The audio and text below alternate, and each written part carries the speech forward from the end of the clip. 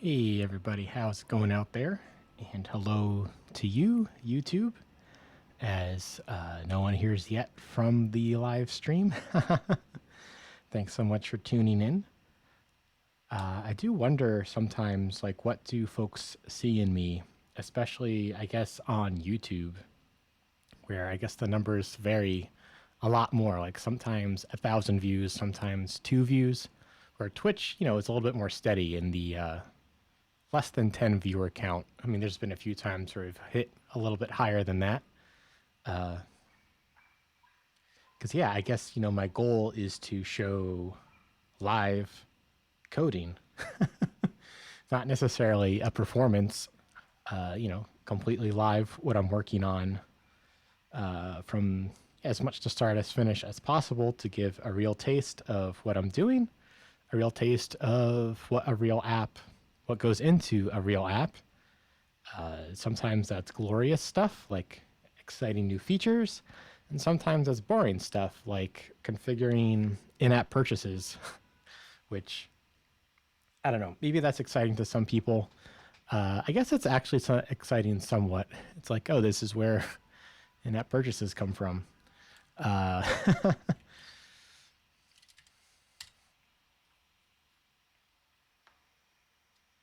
but yeah, I mean, I'm out here to make friends, I'm out here to meet people. And if I can get a few ad dollars or subscriber money from that too, then all the better. I haven't necessarily found a stream that I'm 100% in love with. Of course, there's obviously many streamers I respect what they're doing and all that. And that's kind of the real reason I started my stream. That's the reason why I started my Subway app, the app I'm working on today. Oh, did I change the the stream description? I bet I didn't. I did not. Yay. Okay, well, we're not just chatting. We are in software development. Software. And we are working on my Subway app. Hashtag Swift, hashtag iOS, hashtag Xcode. Done. BitSpectre just cheered 10 bits. Thank you so much. How is your weekend going?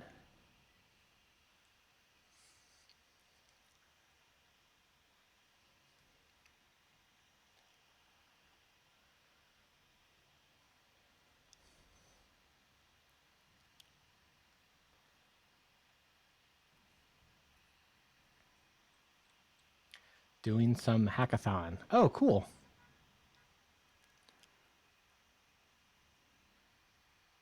Yeah, what are you working on for the hackathon? There's there's features I need to finish for the Subway app, and this is my Subway app time.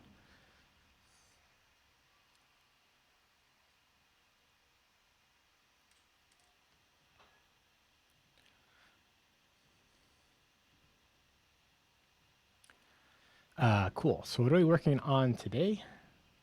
Oh, BitSpectre says, I don't know how to do anything. Well, he knows at least how to type, so I know he's lying.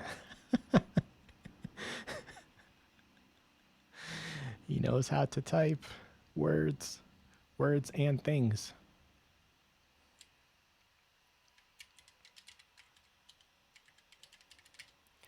Let's see. Are we on a branch? We are not. Okay, that's fine. Now let's make a branch. Okay, checkout -b.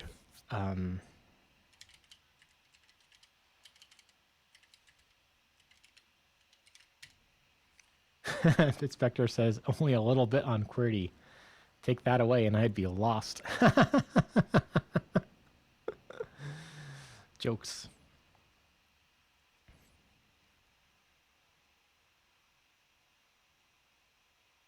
See, this is how I know Twitch is lies. I literally have at least one viewer in chat, and it shows just one viewer. What happens if I reload?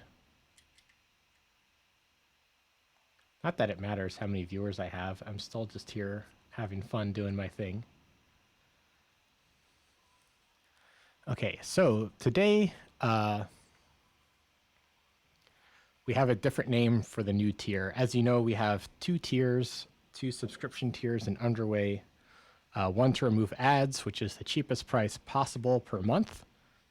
And then we have Pro, which has all the features, talking to our mentor and etc. Watching Marcus Lemonis shows where we want to go for that good, better, best situation. So we made a new tier, which I have been calling On a Roll, because I thought that'd be a really cool name. Underway On a Roll, as sort of the mid tier between pro and ad free. Spouse B does not like this name. She's like, what does this have to do with bread? I'm like, it's like it's not on a hero, it's not on a bagel, it's on a roll. It's like it's the mid tier sandwich. But anyway, she came up with Underway Friend. And I think we both think that's like an 8 out of 10 as far as names go. Like, we're not like perfectly happy with it, but we need something, and she's vetoed On a Roll. So that's the main task today, is get that done. Underway pal.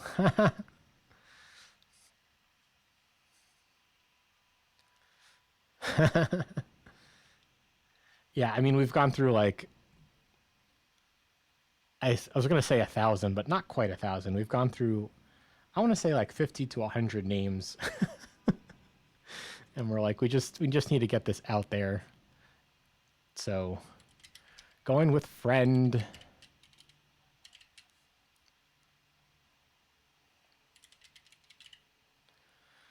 Because we didn't want to go with amateur, because that's, I don't know. I know amateur just means like lover in like French and Latin and all that, but it has somewhat of a negative connotation. I'm terrible with names, says BitSpectre, as you see my 5th username variation. That's interesting. It's interesting that you see that as being terrible at names.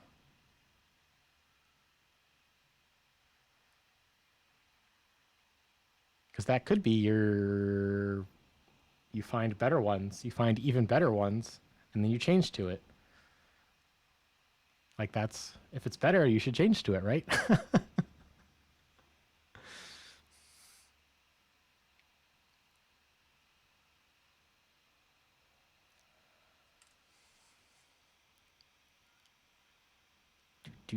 do.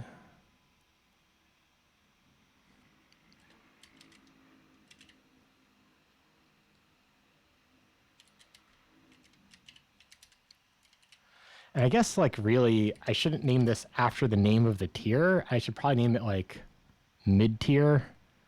And then if we ever change the name in the future, people aren't looking back through the code. After we're successful and I've hired 10,000 programmers to work on this app with me, and we change the name of the friend tier, people are going to be like, what was the friend tier? But if I call it mid might be, well, what if it's like the highest tier in the future? BitSpectre says, yeah, but it's hard to have a brand, quotes, that keeps changing. Maybe you're getting closer to it.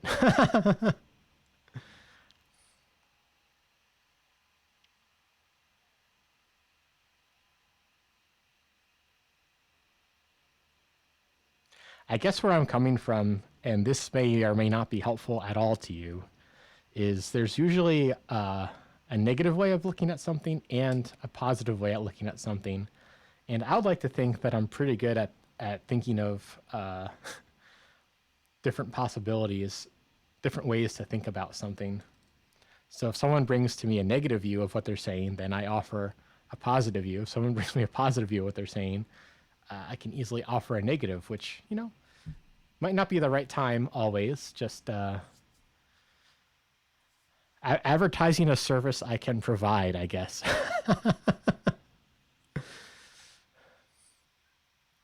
So if we call this mid-tier, or tier 2, or tier A,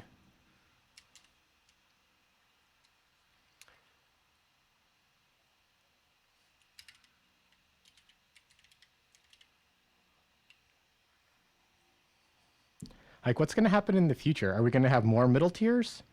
Or am I going to hire 10,000 developers that don't know what the friend tier is? Well, I think either way, it's going to get a rename at some point because, yeah, we said it's like a 8 out of 10 name for us. That's probably more likely than hiring hiring 10,000 programmers. Because I guess there's more room there, right? There's more room. Like you'd say mid-tier +1, mid-tier -1. Mid pro, like northwest. Why is chat not showing up in OBS? Chat. Oh, here it is. Bruce Leaf, how's it going? Out having lunch. Wanted to say hi quick. Hi quick. Let's put chat right there. Come on. Go into OBS. There we go. How's your hackathon going? Semi mid tier.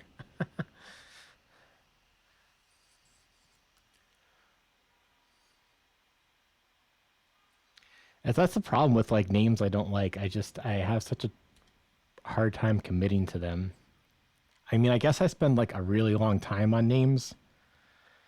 And this one, my favorite one, got overridden, got vetoed.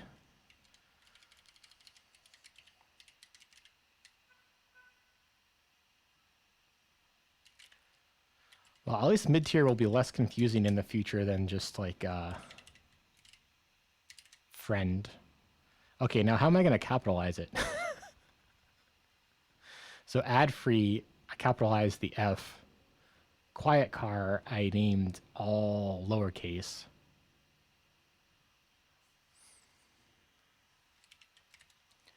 I guess I should capitalize this, but then should I make this underscored in between? I guess so.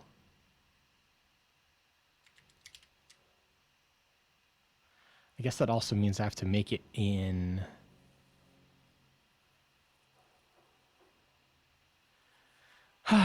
in App Store Connect.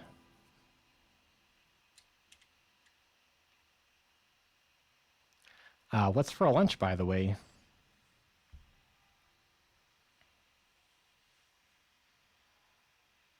We finally have sun here in the city. It's been a pretty gray, feels like 2 weeks or so.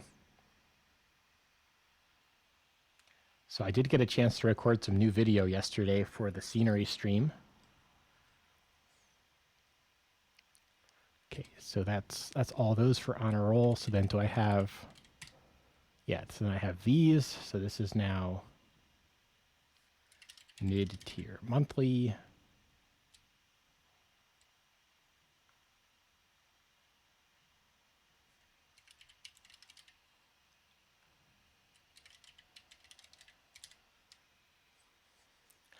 I guess mid-tier.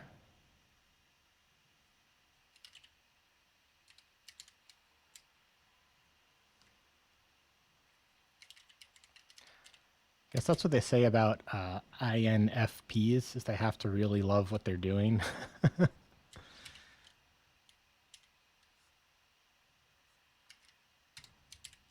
And that is definitely me. I can get pretty cranky if I don't love what I'm doing.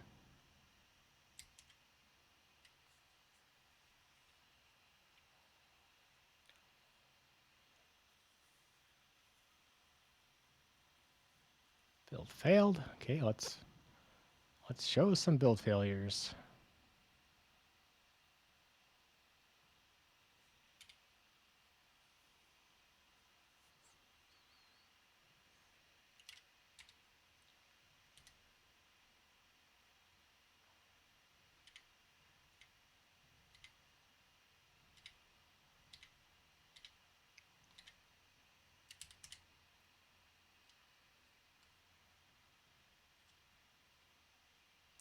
Bitspector says, oh hey, just for your information, I just tried the watch party feature to see what is needed. Actually, just log into an Amazon account to get the videos. Whoa, okay. Yeah, hopefully family sharing works.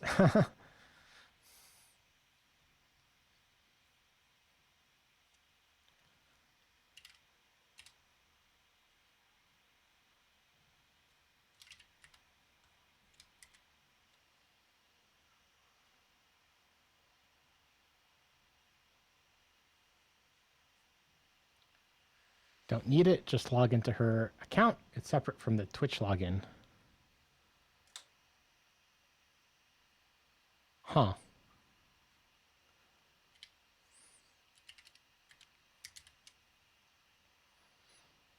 Yeah, that was a fun experiment. We had movie night on Friday on stream. And Twitch says like 5 people tuned in, which is cool. We were watching a very epic film, DDLJ, with Shah Rukh Khan and Kajol, of course. We got to the halfway mark before the DRM kicked in. I don't even know how I was able to show it at all, but we got to the first half.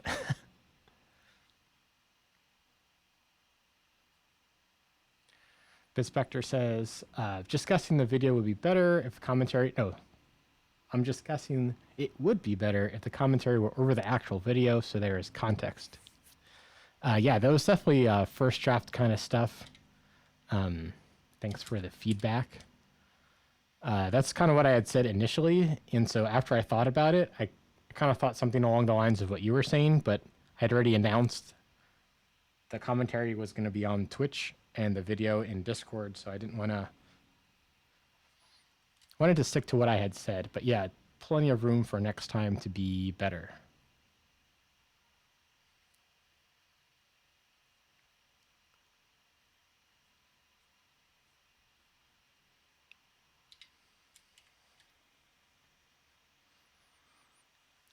Mid-tier is so boring. So boring. Who wants to code mid-tier? Not me.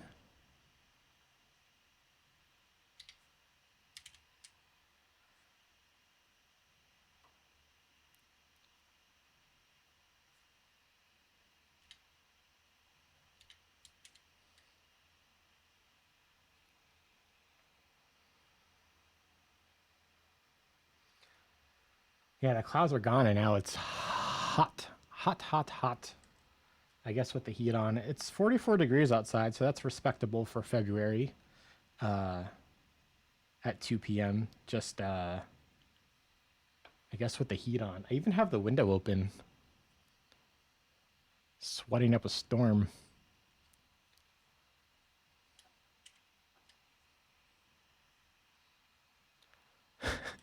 Yeah, honestly, I was a little, I wasn't sure how my commentary was going to go. So I wanted it to be easy for folks to tune out for the first time. Was the initial motivation.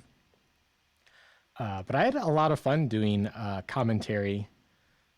I think I had previously I had a negative view of, oh, people just make these big reactions to get people's attention. It's not authentic, is how I used to think. But pushing myself to commentate on this epic film, I enjoyed the film more. I was able to push my emotions further, dig further, I guess. Allow the movie to touch deeper parts. And I don't know if I had over the top reactions or not. I'm just saying I enjoyed the film more, feeling it more deeply for myself.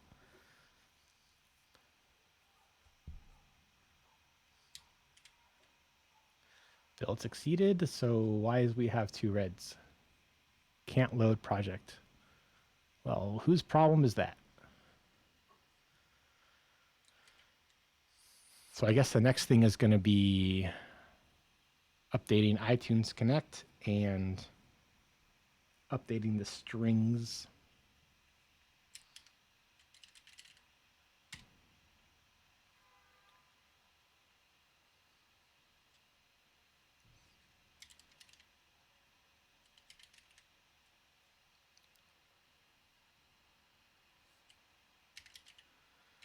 Who wants mid-tier? Not me. This is like nails on a chalkboard writing something this boring.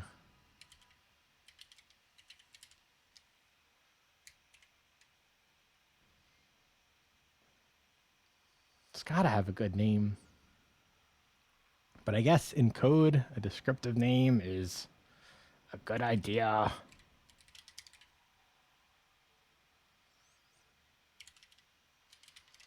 Guess we're also thinking like if you go to like the Met Opera or like to like a museum, and they like want these rich people to sponsor them. They have like a gold tier, and they have a friends of the museum, friends of the Bronx Zoo tier. I don't know, man.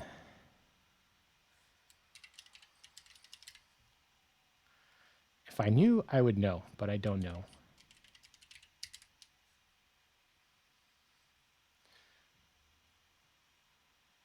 I guess friend is on my mind. Like, I'm here to make friends. I started my Twitch stream to meet people. That movie is over 3 hours long, but it's just barely over 3 hours, right? It's not actually. It's like short for a Hindi language cinema. Yeah, apparently, apparently going to the movies over there is like going to a baseball game over here, where the movie is like not the main event. All the side stuff is. But if you say the game is boring or the movie's boring, everyone, doesn't appreciate that.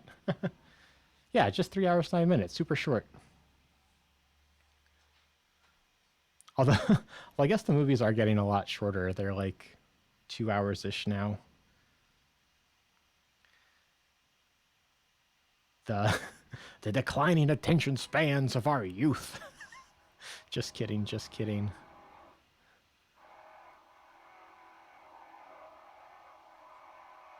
Back in my day, we had 3 hour films and called them short.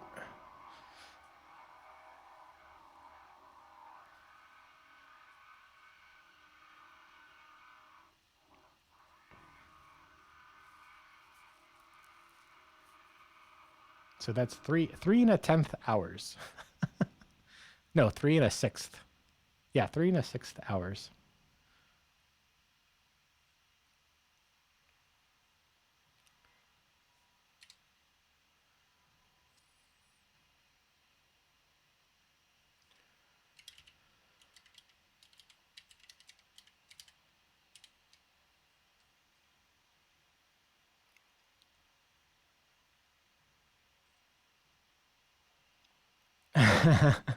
Bitspectra says, I think it's a changing thing. When I was younger, movies were short, then they got long, now getting short again. Oh yeah, I guess like the Lord of the Rings films for 3 hours. Just like clothes. Everything comes back around.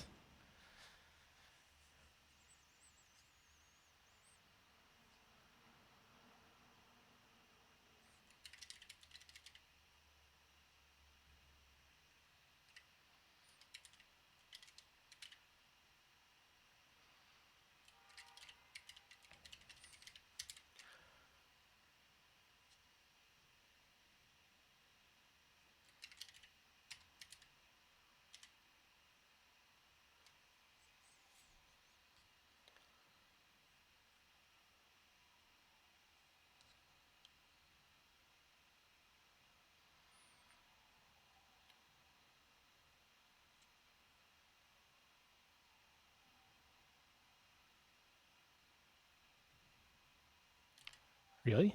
Okay, let's check our strings file.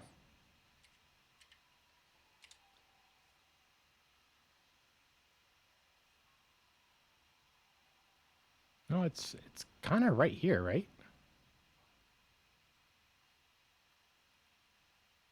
Or right here.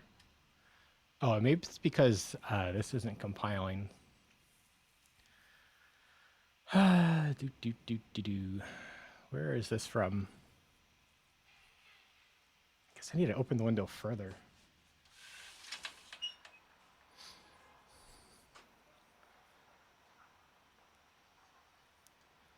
Where does this come from?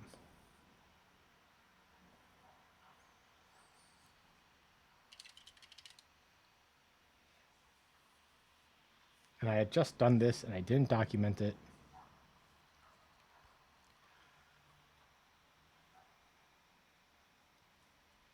Let's see. Hard-coded info.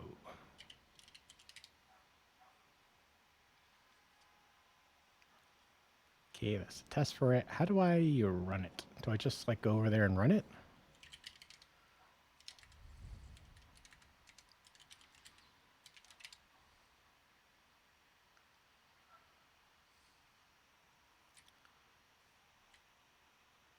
Yeah, that's the only executable here.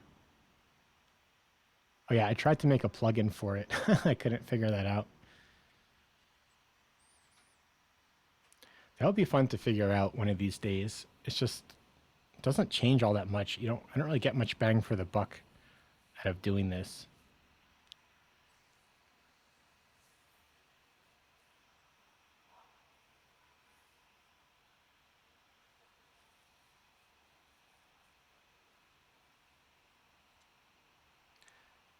BitSpectre says new goal unlocked. Watch all the Hobbit and Lord of the Rings stuff on Watch Party.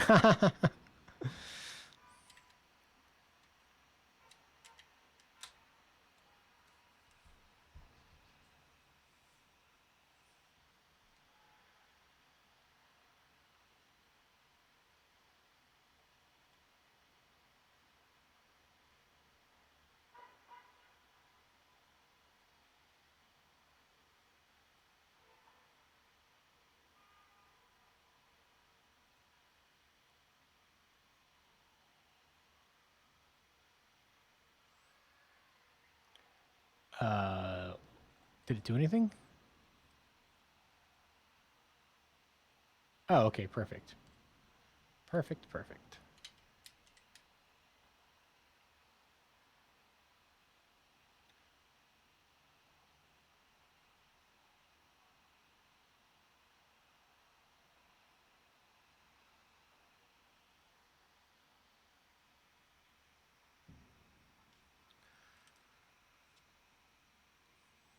Oops.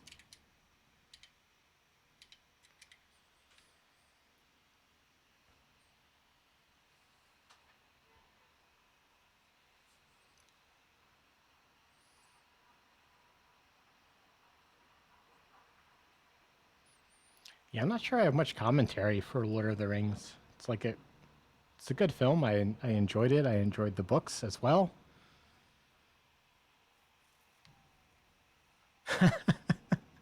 BitSpectre says that's a little over 17 hours just on the movies.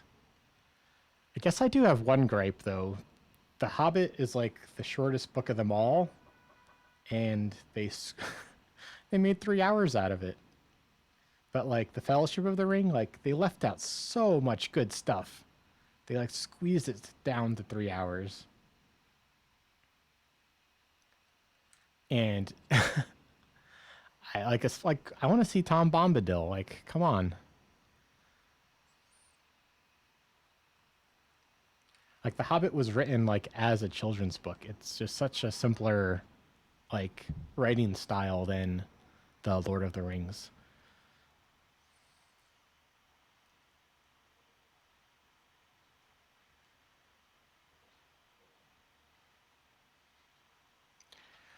Yeah, so let's see if we can go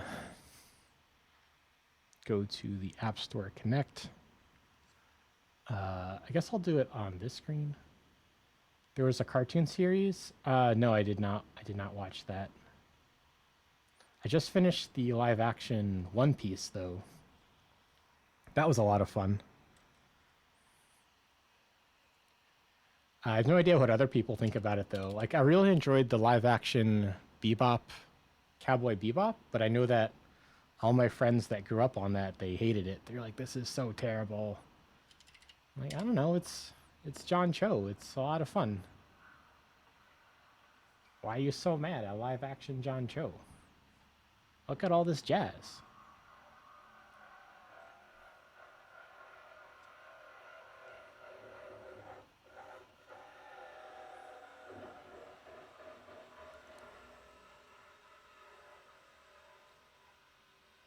Services.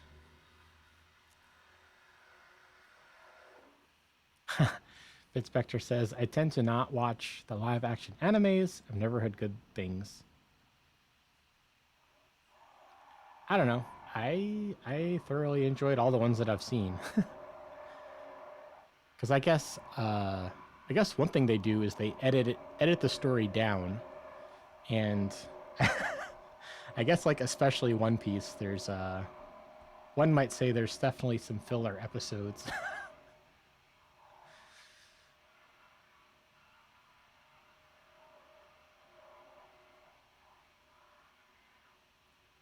Okay, so where are in-app purchases? Oh, do I have to log in as somebody else?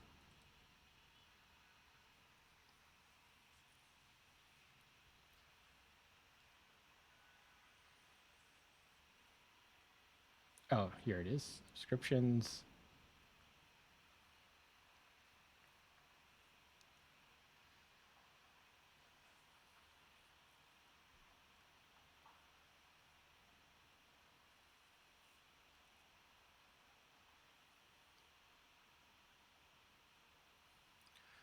Should I keep the same product ID or should I make a new product ID called a mid-tier?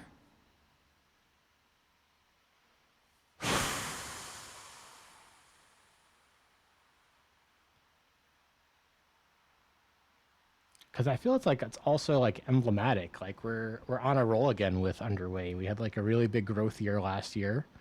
Now I'm putting in more features this year, and hopefully more growth too.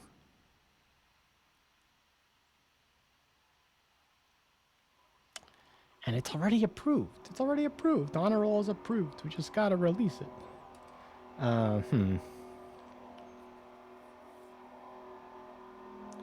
Well, I guess we'll make sure we don't do this on accident. Let's reject. How do I reject this? Cancel this release.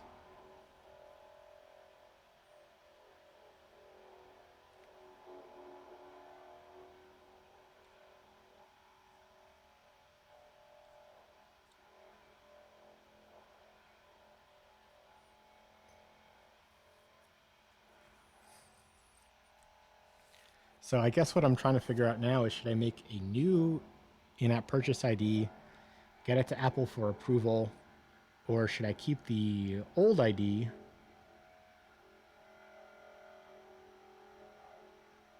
and just edit the names of the strings?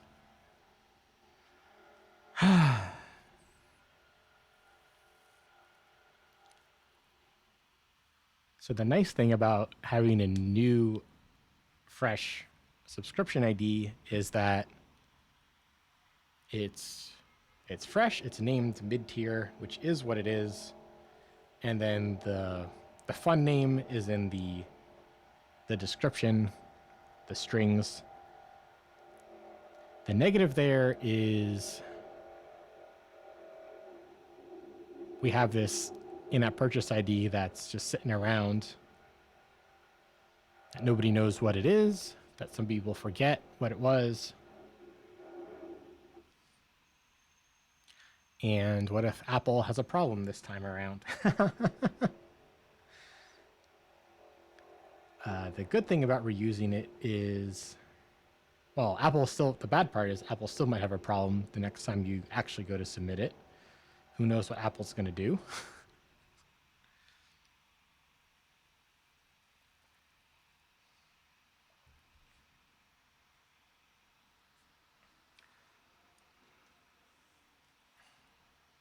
The good part is I get to keep on a roll, sort of, alive in the code base. But I don't think that's a good reason.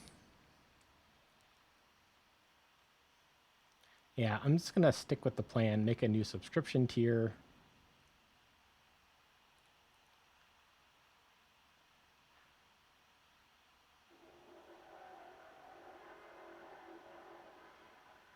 Because you can't edit the bundle ID, right?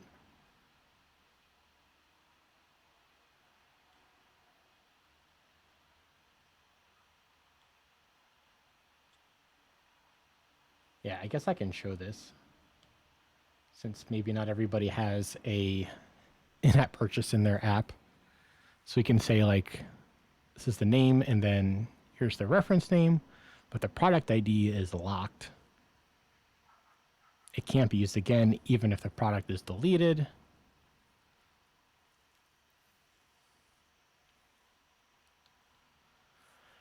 Yeah, I'm like flip-flopping really hard on what to do here. Both just seem so final because it's not editable in App Store Connect.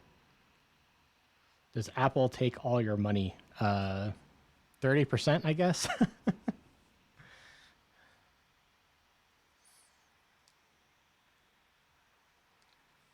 30% of the money.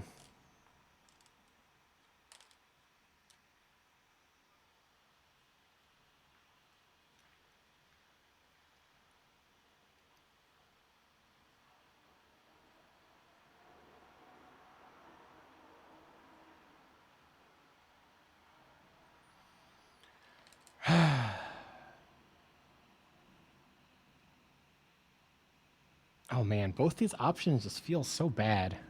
Maybe we need to make a chart.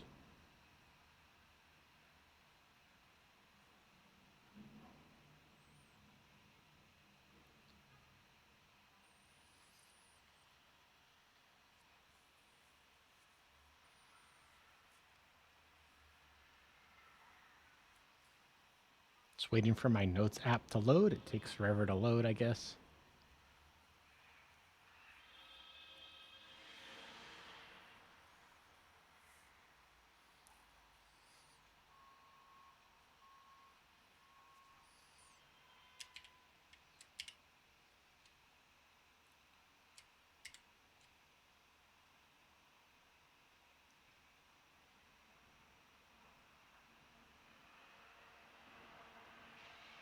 Come on, make the note. Okay.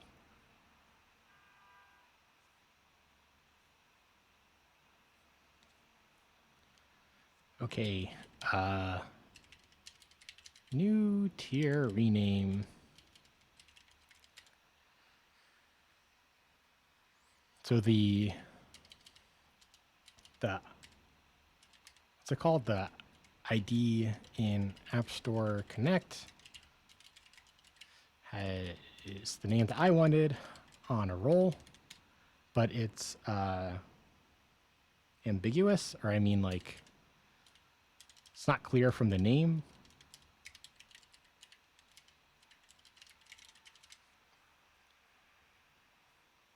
So moving forward, option 1, all new bundle ID.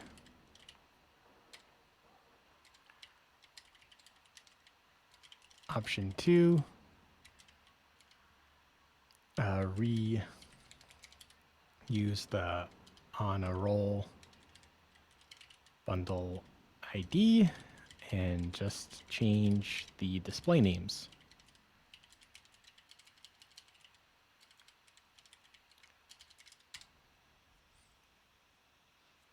So in the positive column,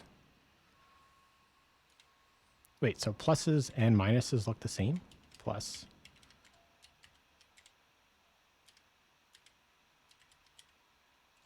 Oh, that sucks. Okay, whatever.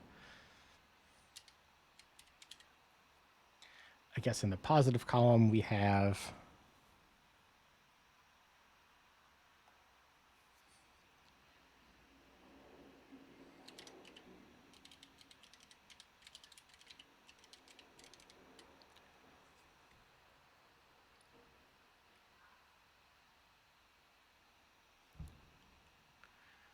positive column It all lines up. Easy to rename the display names later.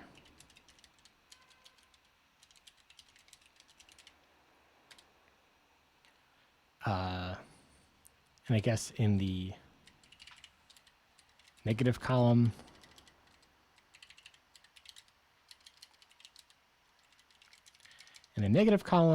why we shouldn't do that is we have an orphaned bundle ID.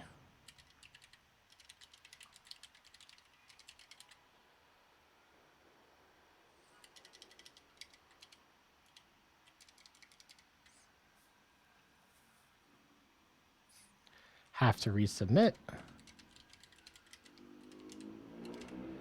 This is Obsidian.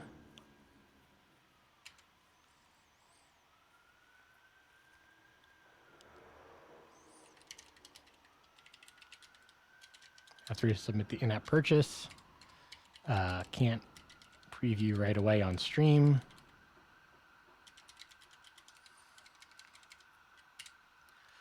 So the reasons to reuse it, so, I mean, kind of these here, don't need to resubmit, already approved.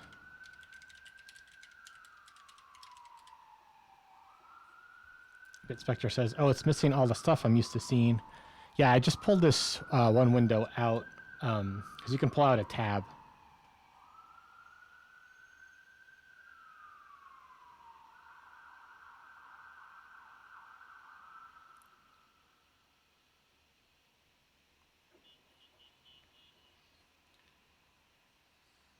Don't need to resubmit to Apple. Can preview right away. No orphans.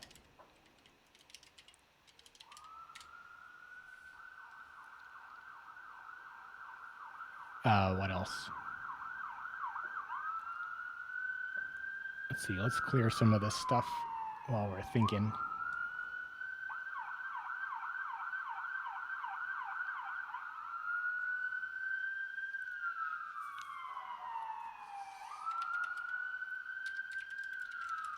Negative. Have to remember that on a roll was the mid-tier. I mean, that doesn't seem like that big of a deal. Because if there's only 3 tiers, if it grows to the point where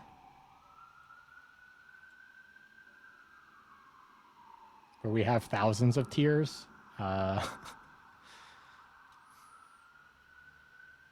don't know.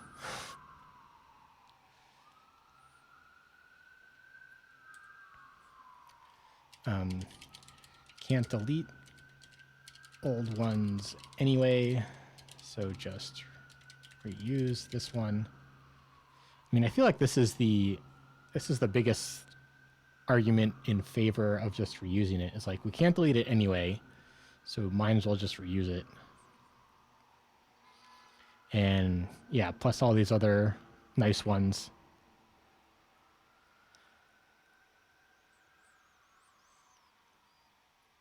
So I mean, we could keep it named in code. We can keep it named on a roll. Just update the display strings. Like that's an idea. That's an approach.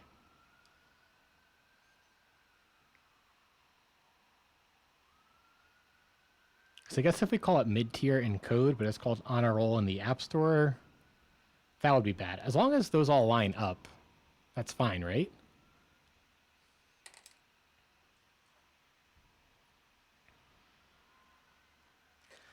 Making naming decisions. I mean, I guess to a certain extent, like how much does it actually matter? Probably doesn't matter that much. So this is probably enough time spent on it.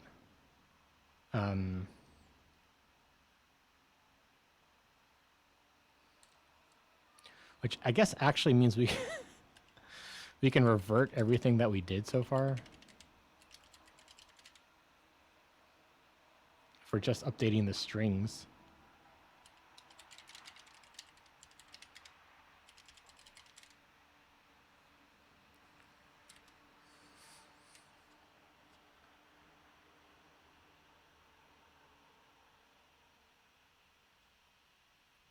So we'll call it underway friend monthly. And this looks safe enough to show. Underway friend.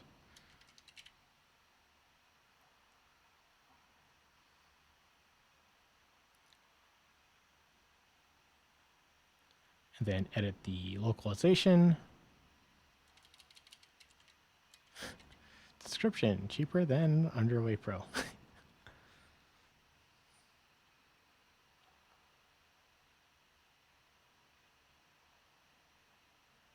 Oh, this one's approved, this one's not. Ooh. Ooh.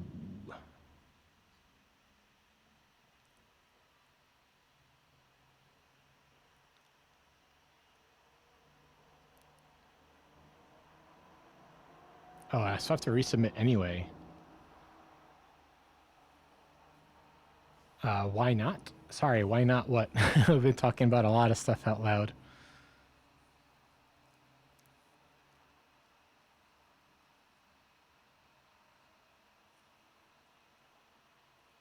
Why wasn't it approved?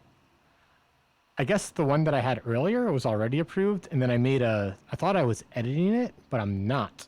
I'm apparently adding a new one. I didn't know it worked that way. I mean, that was one of the positives, was I thought that we wouldn't have to resubmit to Apple, but I guess the localizations do need to be submitted to Apple.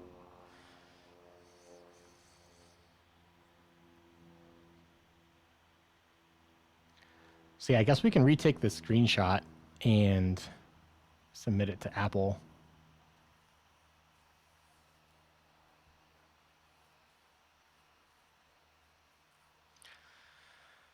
Oh, App Store. BitSpectre says, gotta run out and clean horse stalls and whatnot, but I'll be lurking. Oh, cool. Thanks so much for stopping by. Always good to see you. Good luck to the horses.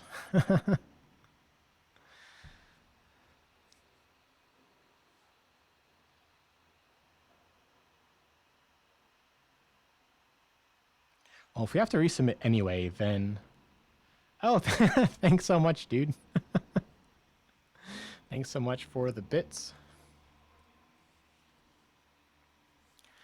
Always, always appreciated. Thank you.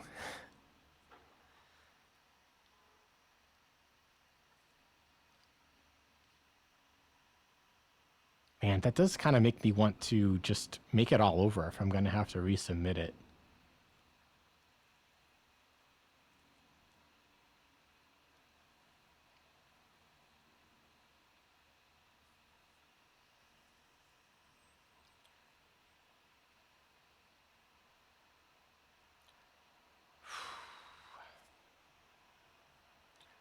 Whoa.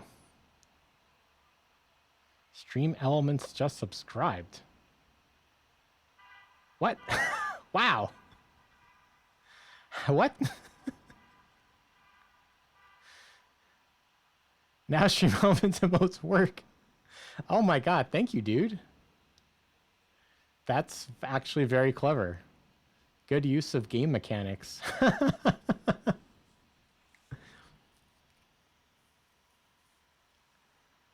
Now the emotes work. That's freaking incredible.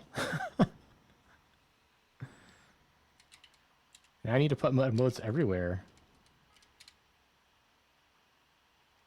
So yeah, this message needs emotes.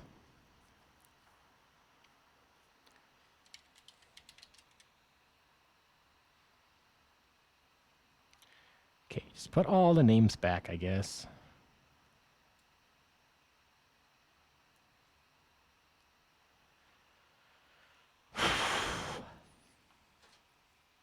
Yeah, I guess new information really it's throwing me for a loop here.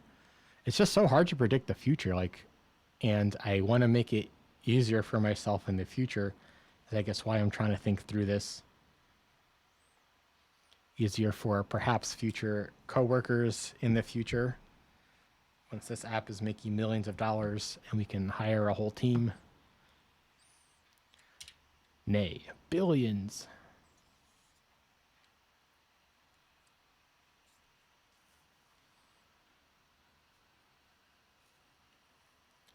Okay, that's approved. Let's just leave it alone.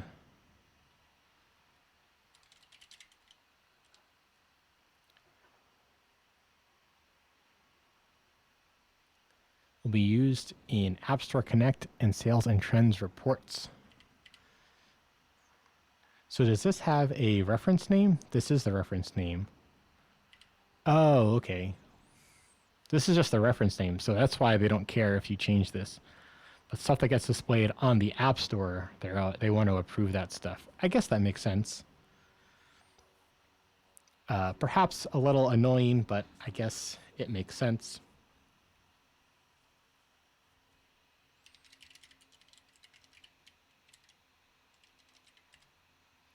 And what are my product IDs?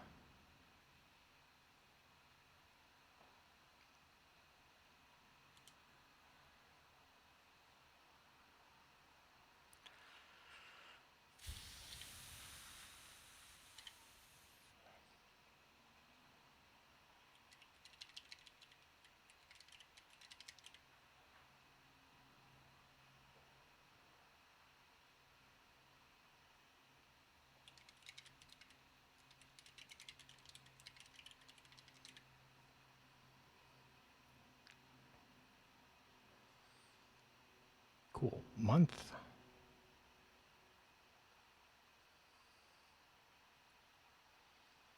Set up availability everywhere. Add a price. $2.99. Sure. Confirm. I mean, it's a New York app. The localized pricing doesn't mean as much compared to, say, apps that are actually global.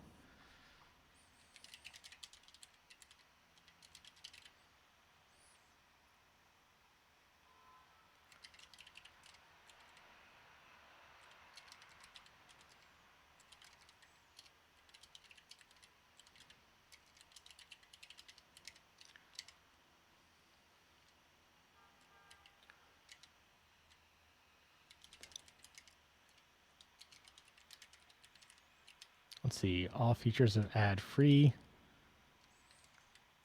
plus some of the pro features.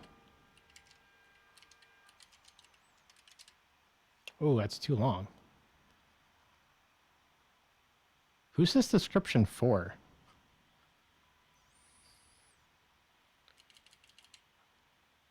All features of ad free.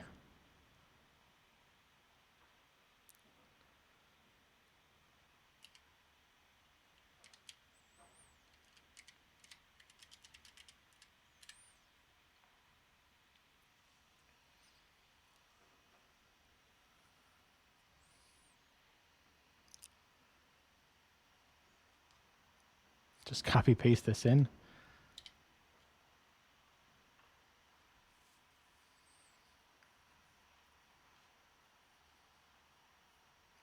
Oh, we can delete this description? Can I do that?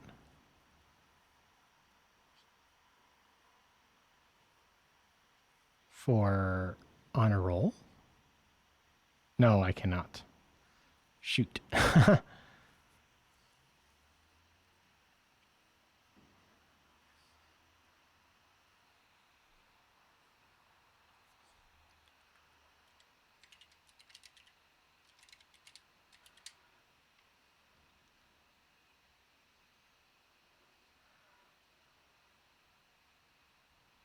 Still missing metadata. Okay, so we need a screenly shotly. So all that code I did, I actually want that now.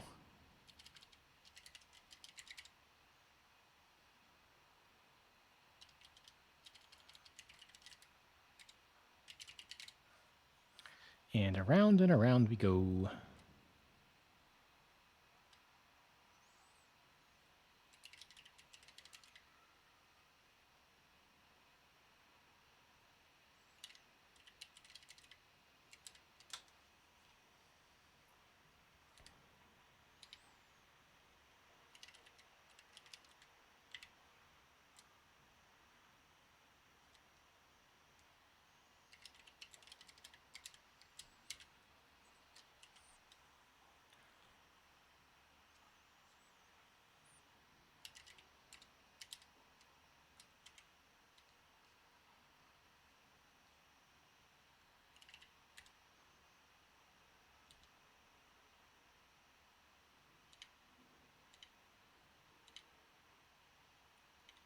Dragon Dust, how's it going? Good to see you.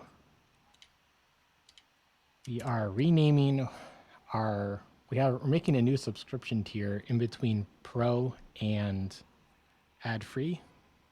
Where's my hands? There they are. And I wanted to call it one name, but we're kind of making it a little bit more generic. So I'm calling it mid-tier in code. We're going to have a different name for the display names. So that's what we're doing. And you can't exactly rename it in the App Store, so that's why we're going with a boring name in code, which perhaps I should have done earlier, but I did not.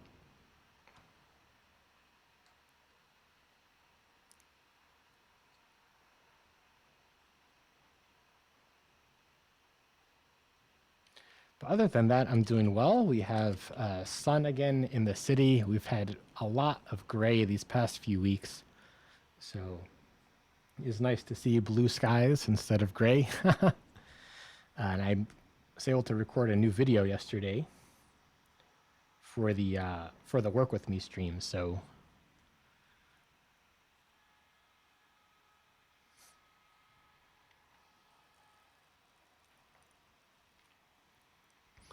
what about you? Did you get the Vision Pro?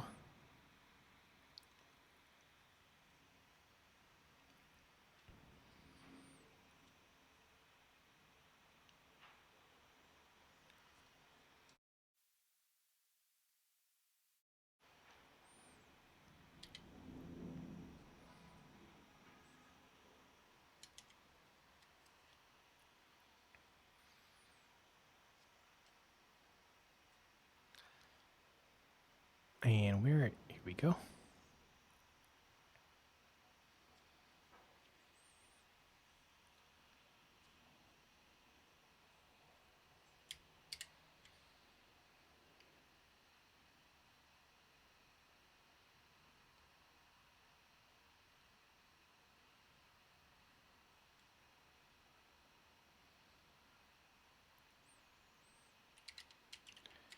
Mid-tier.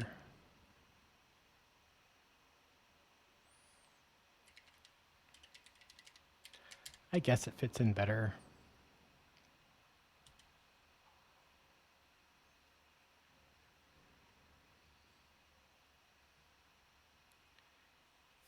And then we need to update it down here. Where is it? Oh, it's right at the end. Oh, I guess I need to, what's it called? Screaming snake case? Or what are those land formations in like Arizona and Colorado, like mesas?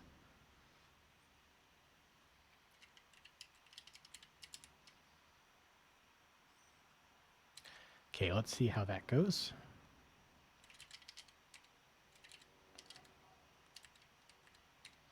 So this is a Swift package that has a lot of the stuff that's shared between the different targets. And it also has this little, the generator for some of the hard-coded info to obfuscate it, etc. And if we build again in the iOS app, still get a little bit of a failure. Okay, yeah, these need pupdates.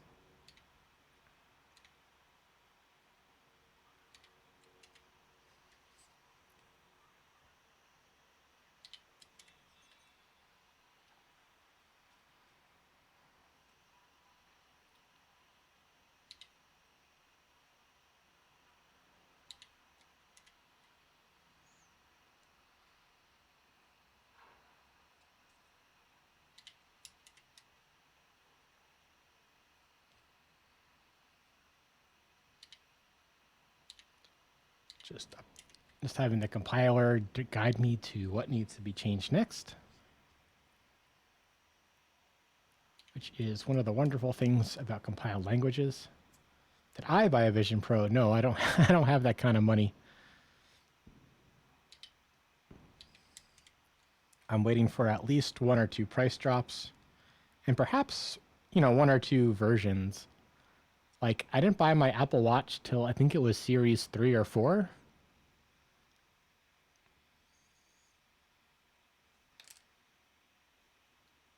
And I feel like, especially something that's on your head, having it be like lighter, like iPads, phones, watches, they all got like smaller, like very fast in a couple years.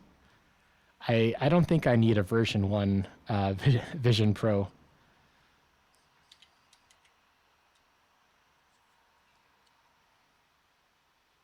Not at that price, anyway. I do not need it at that price, a version 1. I still have my version 1 iPad.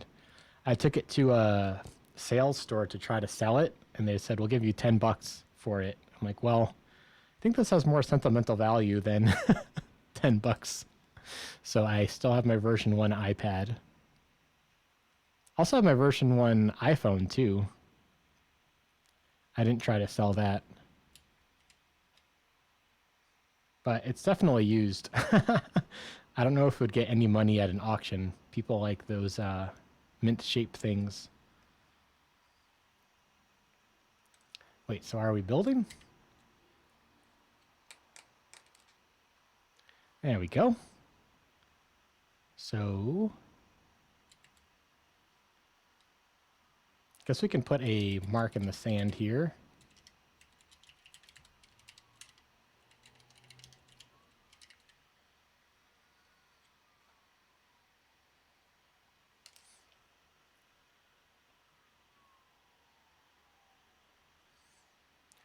And we can say, what did we do here?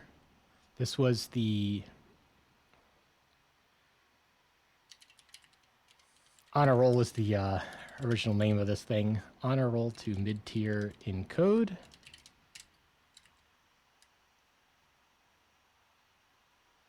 Then we still have to do the strings and the bundle ID, right?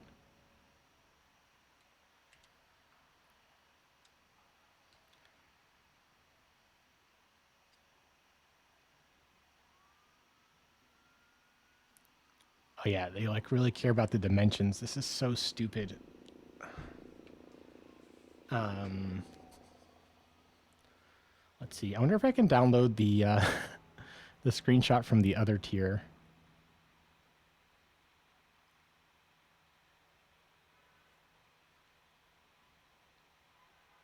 Oh, I can only replace it. I can't download it.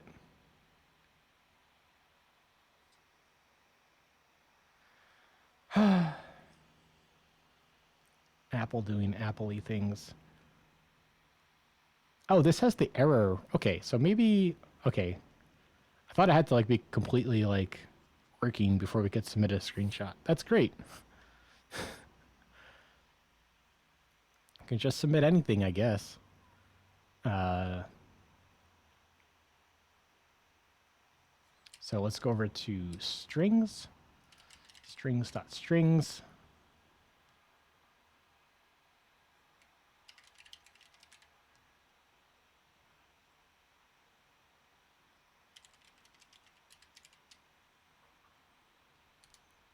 Yeah, I saw Two Straws bought a Vision Pro. I saw Michaela bought a Vision Pro.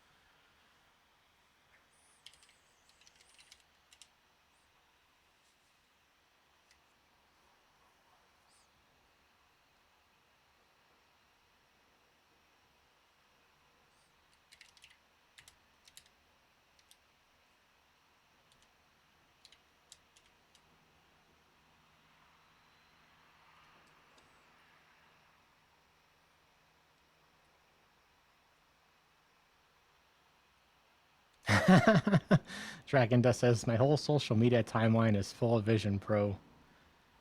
That's actually kind of impressive. I heard there was only like 200,000 sales or something like that, or maybe it was 200,000 pre-orders. But the consensus, I guess, at least in that conversation, was that's a bit low for an Apple launch.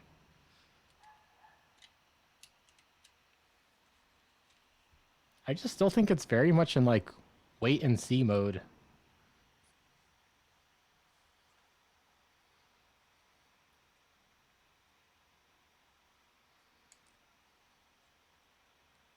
Oh, it's not even available in Europe yet? Oh my goodness. Dragon Dust says, hope it will be available in Europe soon. Oh, I guess that'd be one reason why sales were, a little bit smaller than most people would have guessed if entire continents are left out. If they didn't do Europe, I bet they also left out South America, Africa, possibly Australia, and Asia too. I don't know who Apple likes more. I know that their sales are like going crazy in China right now. Only US at the moment, says Dragon Dust. Interesting. Interesting, interesting.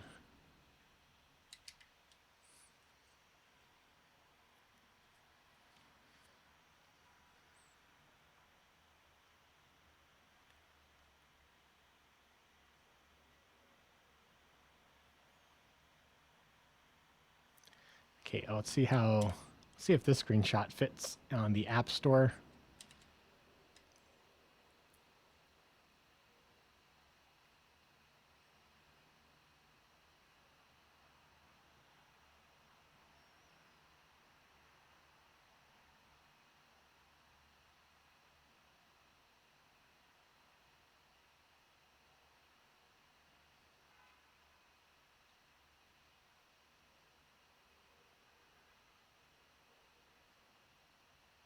Choose File, Desktop, Screenshot. Oh, that's promotion. I meant this one.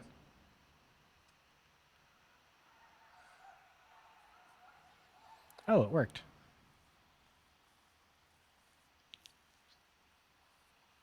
No, it didn't work. Dimensions of one or more screenshots are wrong. I think what I did was I did it on the SE and that one worked.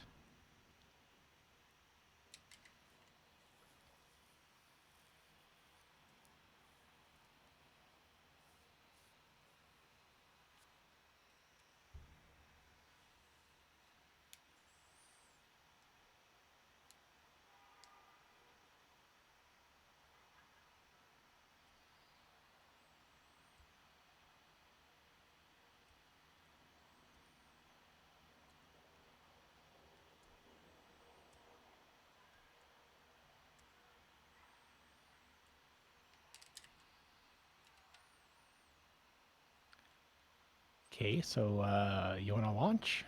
You want to launch the app? Okay, here we go.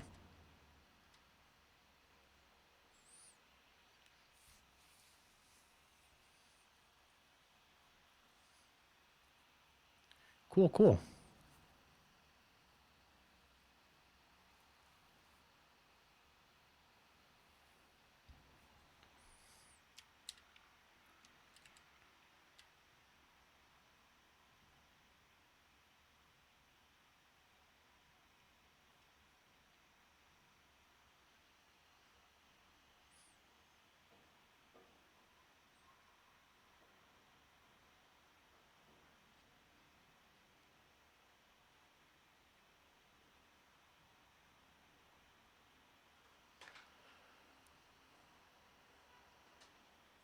Okay. Guess we can call this friend.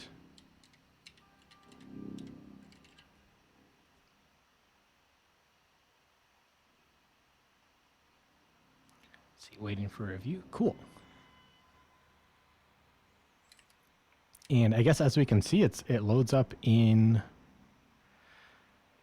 the app. And I guess seeing it, I do like how that looks.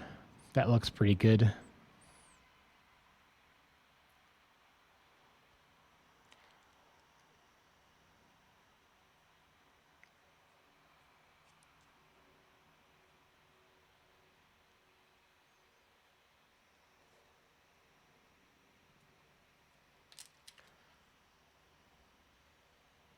So let's just do one more search for on a roll, on a roll, underscores. Okay, I think we got all of them.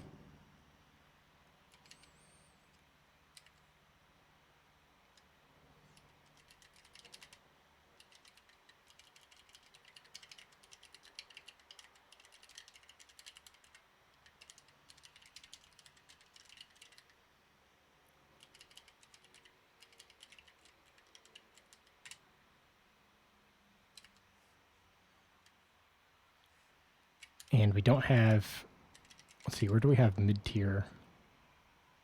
Okay, it's the marketing name. And do we have like, I think it was called like button name? Yeah, that's looking good too.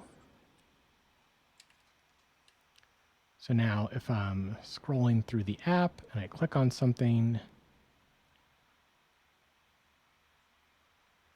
unlock premium features. It's included with these subscription levels. Underway Pro, Underway Front. Perfect. Learn more. Love it.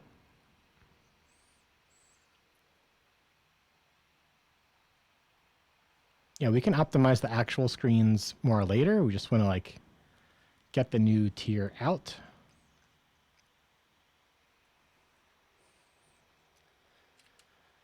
And I guess we can merge that into a trunk.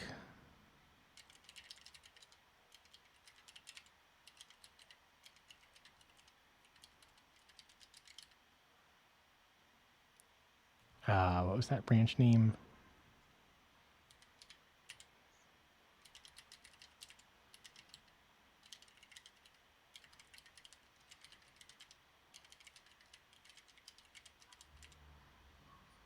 Cool.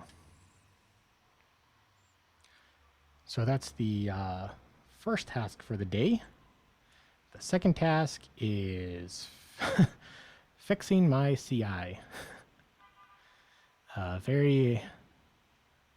Which could again be seen as very exciting or very boring, depending on where you are in your development journey. For people who don't have their own CI pipelines, I can see this being on the interesting side.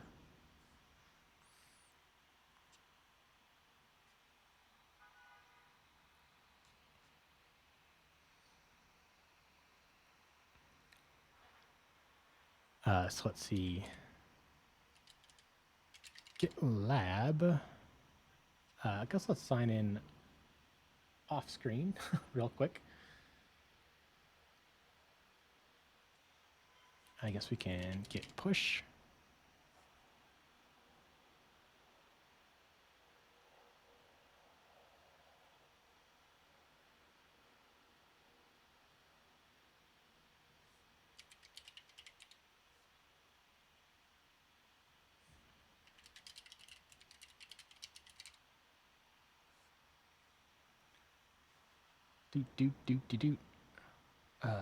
Git lab.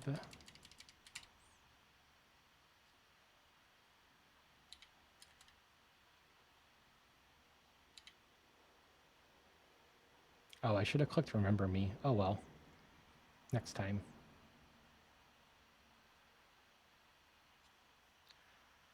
So we can go to pipelines. You can see all my failing pipelines because they have been failing. And this one is running. You can see I'm building all the different modules of the app all over the place, just making sure everything's working. And I guess the build containers is sometimes this passes, sometimes this fails. But definitely I'm having trouble with the verify container step. So I'm using Kubernetes in production. And so I have a few Docker containers that I build to serve up the app. And so that's what build containers does. And verify containers spins up each of the containers and runs them once to generate the feed. And then it runs some assertions to make sure that the feed was in fact generated successfully. So let's take a peek over there. So that's going to be the GitHub YAML.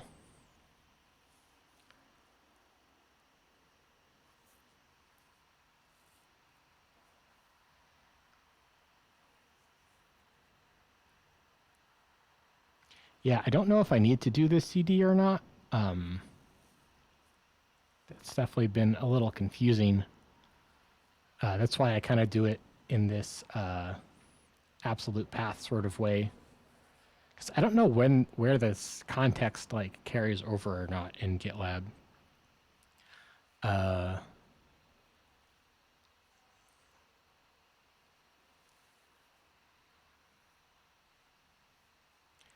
yeah, you can see the GitLab CI YAML is just a bunch of jobs. I guess variables is a special one at the top, where I say use the CI projector as the underwrite home variable. Only get the last 5 commits from Git. We don't need the entire freaking repo. And I hear like just having 1 or 2 Git depth is like too few. So that's why I'm doing 5 and it seems to be okay.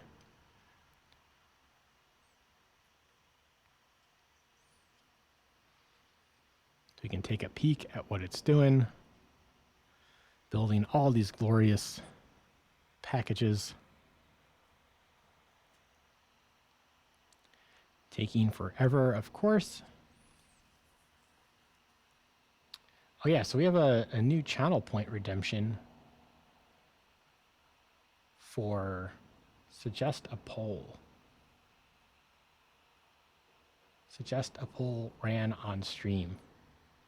Let's see, does this work? Is it pronounced lambda or lambda? And then what does that look like in chat?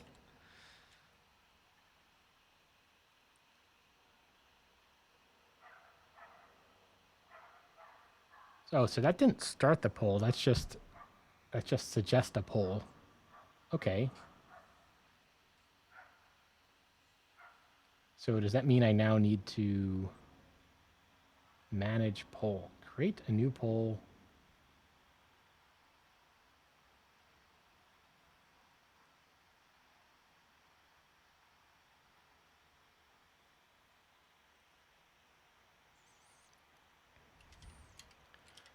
Is it pronounced lambda or lambda? Team lambda or lambda?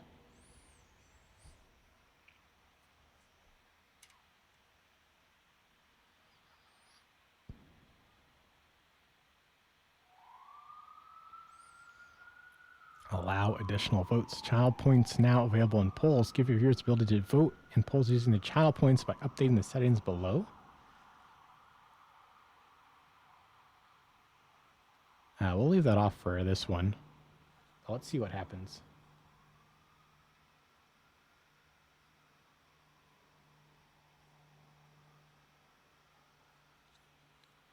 It's like a whole lot of nothing. Okay. Yeah, just waiting for the build to build on by. I guess I can look at an older one to see if we can get a taste for what to fix.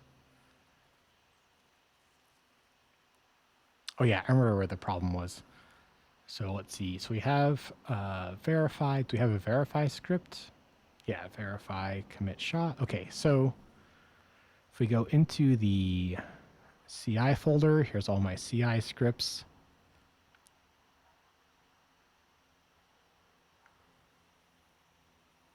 So we get some stuff out of the environment. We make a Docker network.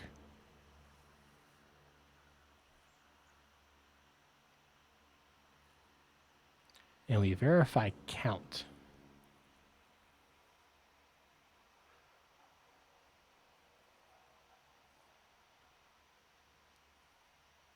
I wonder if this workdir is coming through correctly. Workdir is temp But where is the temp? Because it's not slash temp, it's just temp. So that could be anywhere. I guess that's the nice thing about having my CI laptop right here. I can kind of take a peek at it if I make room to bring it. Oops, sorry about that. Bring it closer.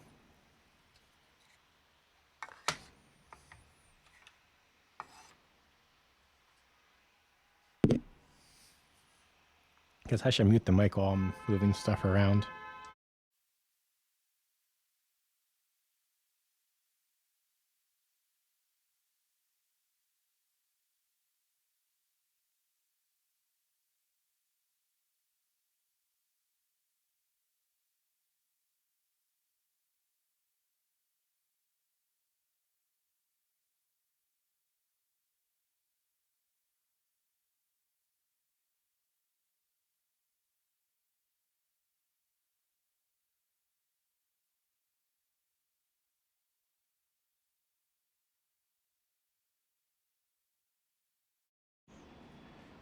Okay, so guess that hasn't gotten to that step yet. But I guess potentially it'll be like in a local directory.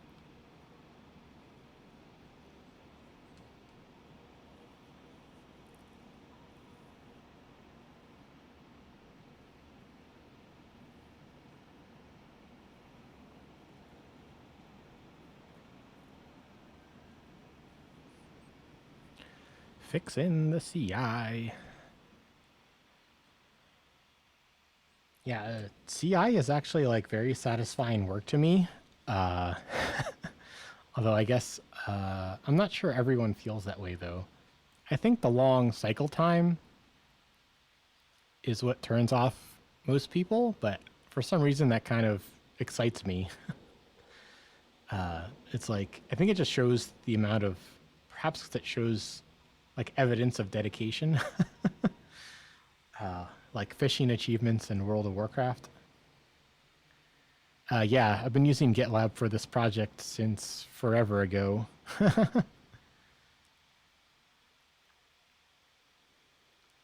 I certainly do have projects on GitHub, but this one, yeah, I've been working on this before I've been streaming.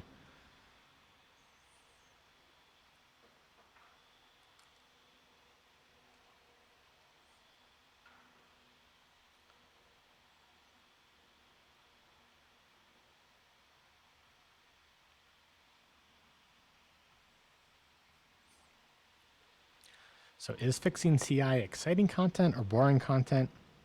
I don't know, but what I did promise is that I would show real apps coming to life, and a solid CI pipeline is part of that. So here we are. Let's see. So that was the rename stuff.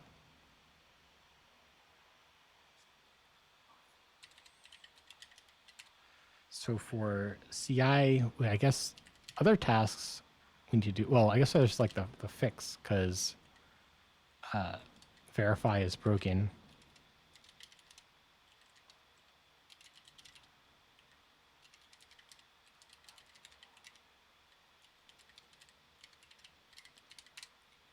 And what else would be nice is I think the build container step sometimes failed when there's two of them running at the same time.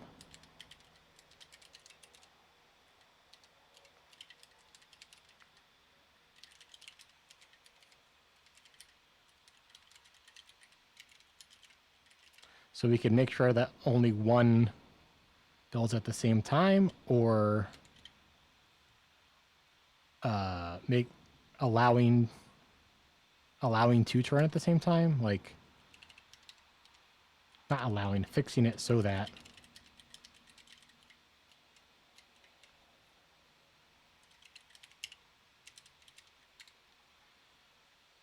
Probably want to clean up old containers at some point.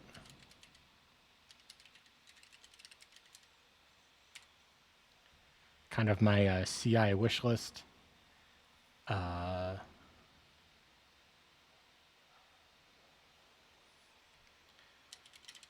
And I guess every container needs to be tagged with the git SHA.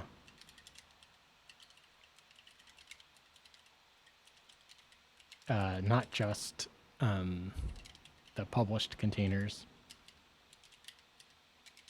I guess by every means intermediate containers. And I guess this one's a little bit tricky for me because, you know, I didn't always have CI for this project. I would just like run it on my laptop. Who needs CI when you can just build it locally? But now I've got this used laptop that I'm running CI on. So now I have CI, I guess.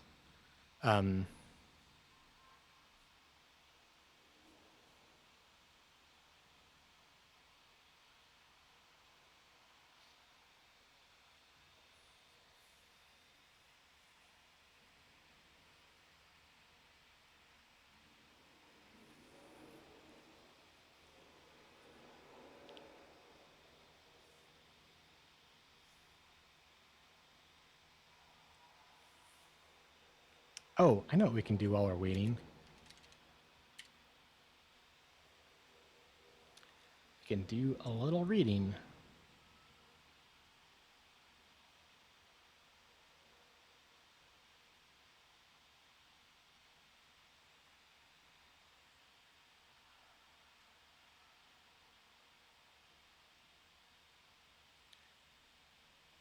And let's see.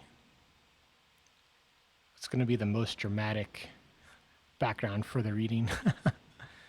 Oh, I guess we're done with Xcode for the moment. We can just quit that.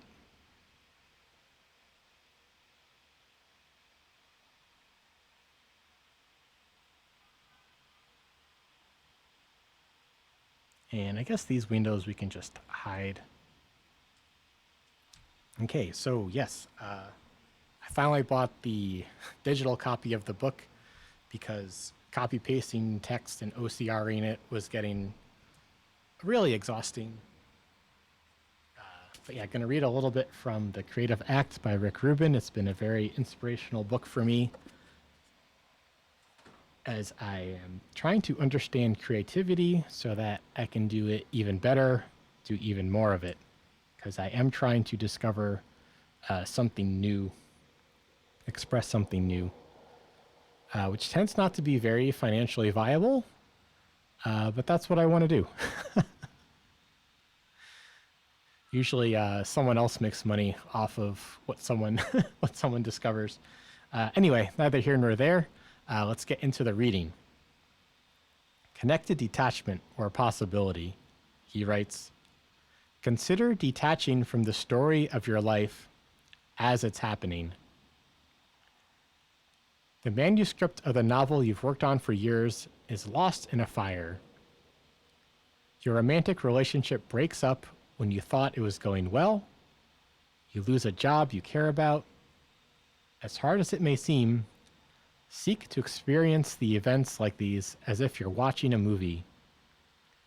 You're observing a dramatic scene where the protagonist faces a seemingly insurmountable challenge. It's you, but it's not you. Oh, I should switch the sides of these because my face is on top of the words.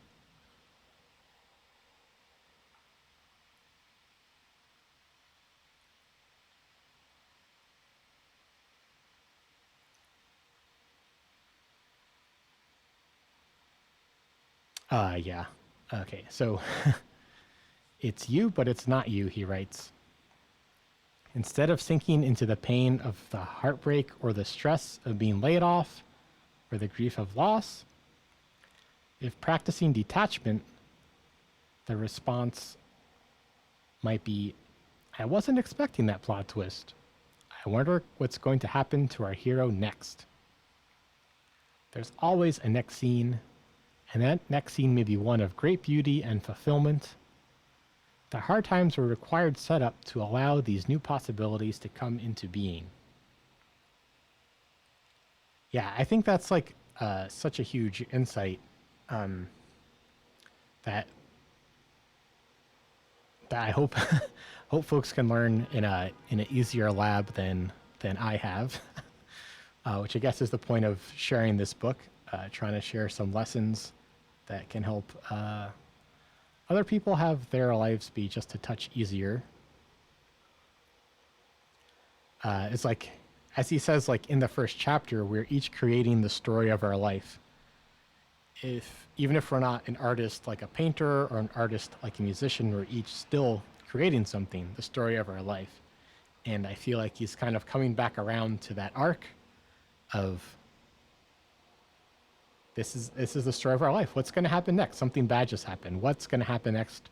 What do we want to happen next? Maybe we wish that didn't happen, but what are the possibilities for what can happen next? He writes, "The outcome is not the outcome. The darkness is not an endpoint, nor is the daylight. They live in a continually unfolding, mutually dependent cycle. Neither is bad or good. They simply exist. This practice, of never assuming an experience you have is the whole story, will support you in a life of open possibility and equanimity."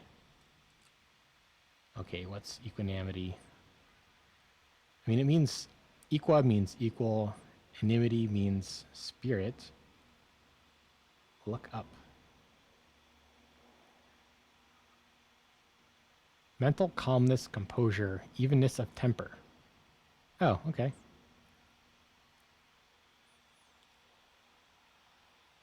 This practice of never assuming an experience you have is the whole story will support you in a life of open possibility and equanimity. When we obsessively focus on these events, they may appear catastrophic, but they're just a small aspect of a larger life. And the further you zoom back, the smaller each experience becomes. Just like on movie night on Friday, DDLJ, that quote that Obama quoted when he visited India, in big countries, small things like these happen.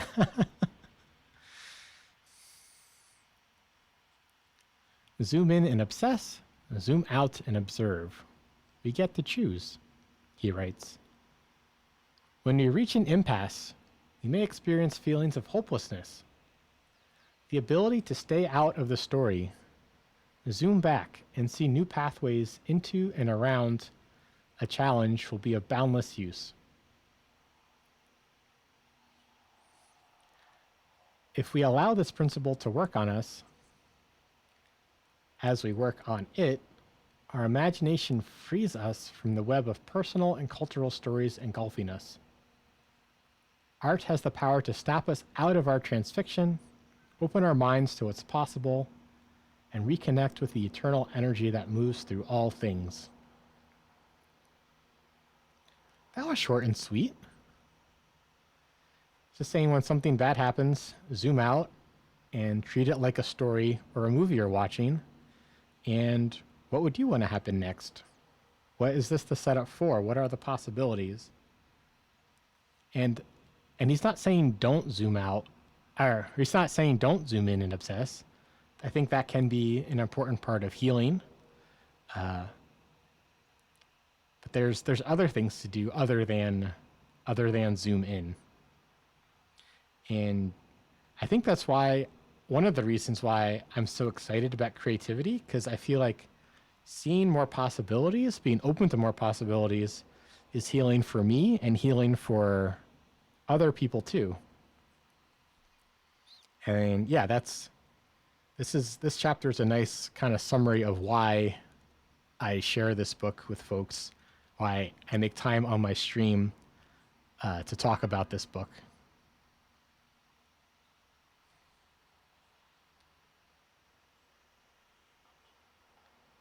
And we're still building.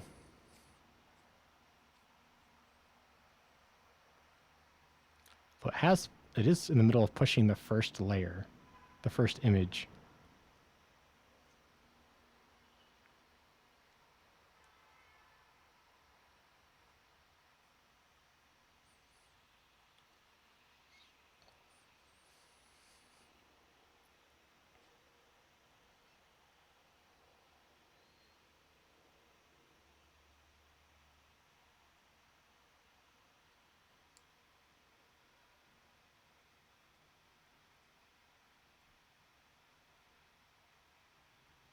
Let's see. Do I have a story where I zoomed in or zoomed out and chose something different? Um, I guess we talked about that in episode 1 of season 5. Um, do I have a story from my life? Uh, some of them are a little personal, the ones that come to mind right away that I'm not sure I'm quite ready to share yet.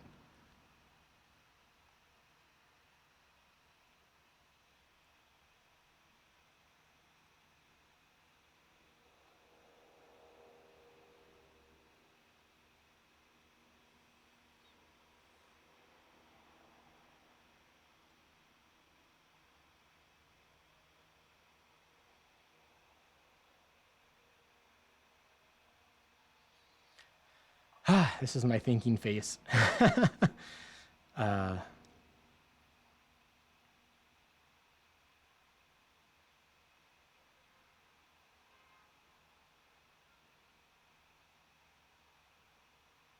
well, I guess to put it practically, one sort of tidbit, one little morsel, a way to say this more in a zoomed in way is if you're making a decision, try to think of two alternatives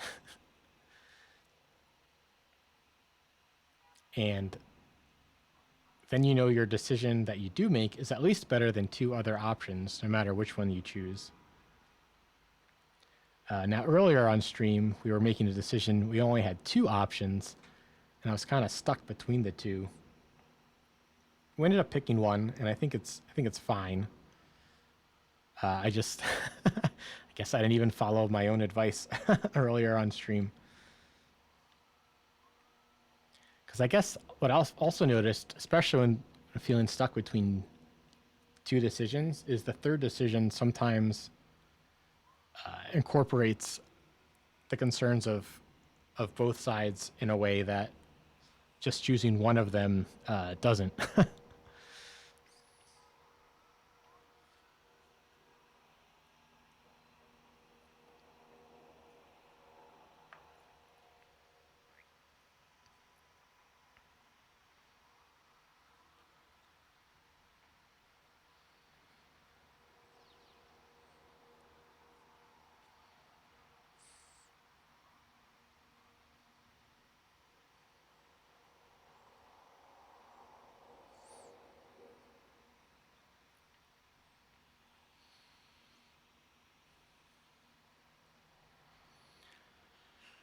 Okay, so I guess while we wait for that to build, we can maybe tackle some of these other wish list tasks. I mean, this is the top priority one, but it's kind of a long feedback loop. We could like tag all the intermediate ones. Um, yeah, I guess that kind of depends on this one. So we can indent it as a dependency. Actually, all these are kind of depend on everything being tagged in the middle. So maybe we'll just do that. Which I guess means going back to a regular text editor, not Xcode.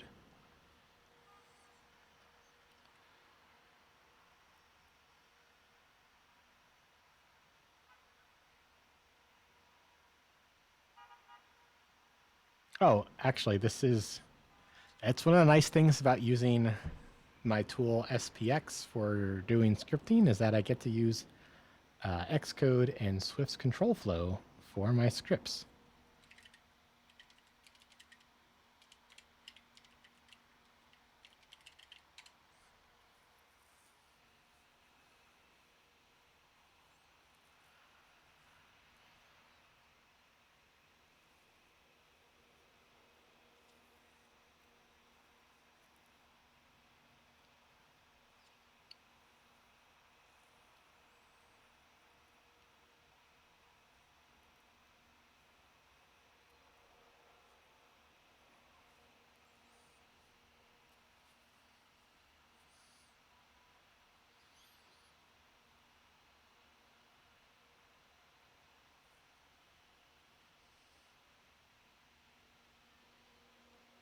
Okay, because I can delete these comments for not creating tags on CI.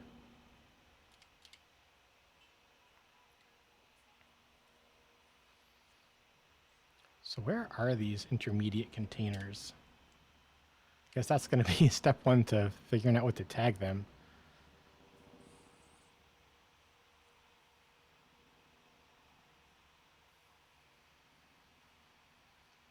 So I guess my command is dev CI or a tag that looks like this. Yeah, I don't think I want to support these two things anymore. I think it's going to be just like a tag or a SHA is what my two things need to be.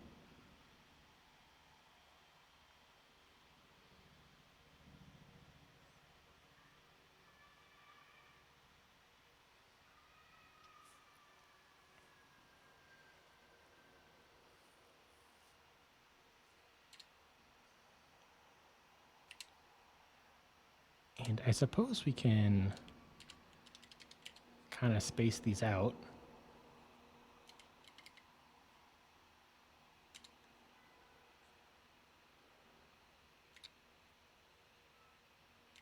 Is that easier to read? Maybe just make it 2 lines instead of 3.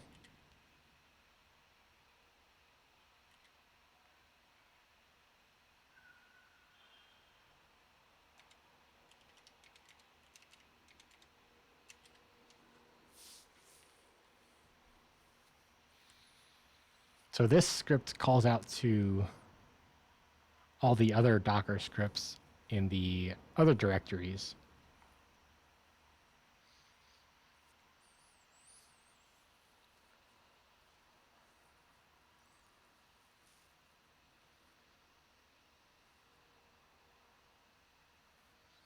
And let's take a peek at those, I suppose.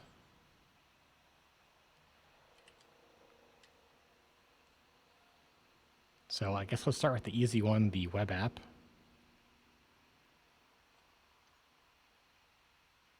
So this has its own SPX directory, which has its own Docker script.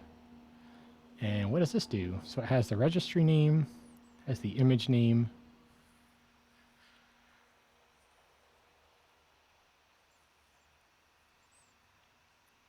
It makes a full tag. And then it'll push if needed. It'll build -t and then push if needed. Interesting.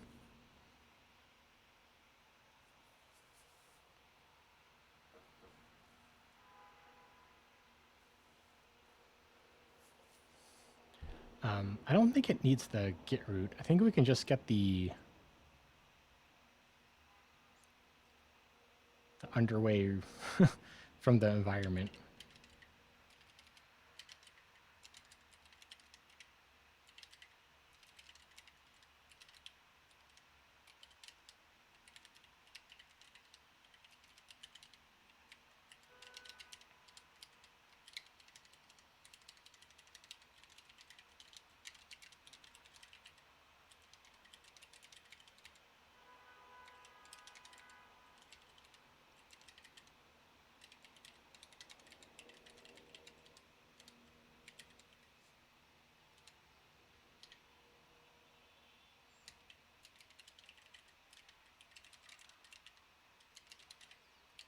And like so many things depend on this that I know it's going to be there.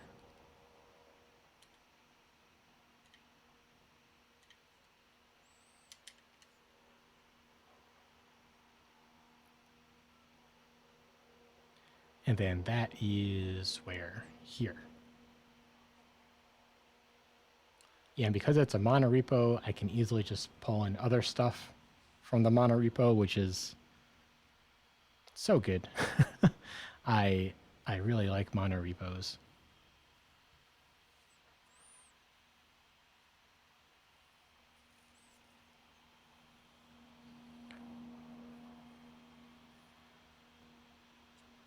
And what would be nice is to like split this up so that these can run a little bit more in parallel, because right now it's like that's the longest running task is build containers. And all these tests like run fairly quickly in comparison.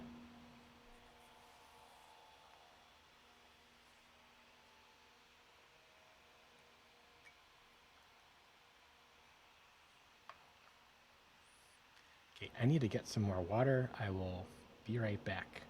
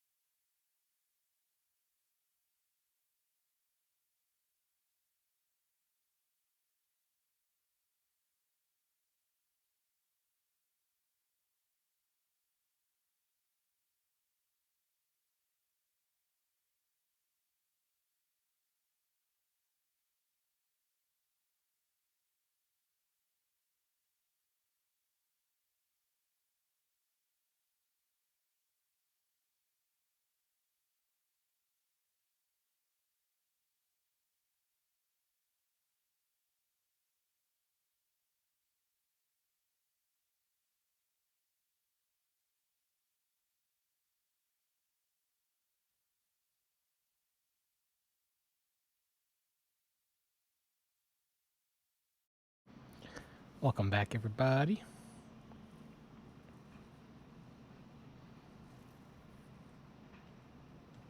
We are fixing CI today, which is either super exciting or super boring. But either way, it is part of real apps coming to life. So here we are. It's got to get fixed, and on a one-person project, it's me.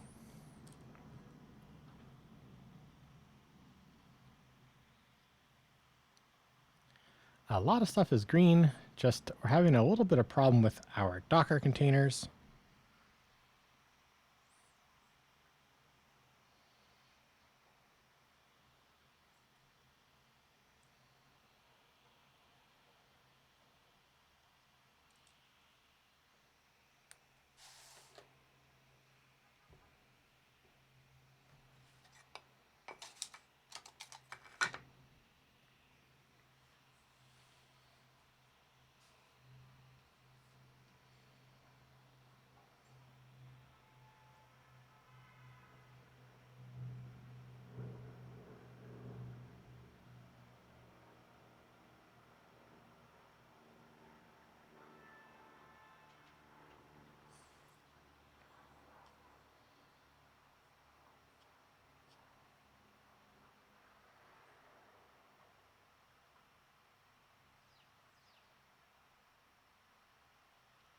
Hey Franz, how's it going? We are fixing CI today.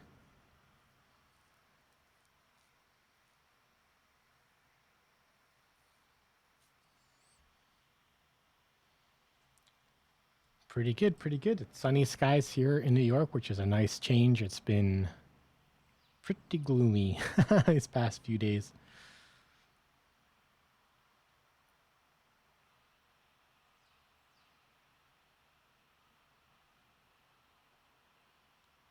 So I'm very happy for the switch up.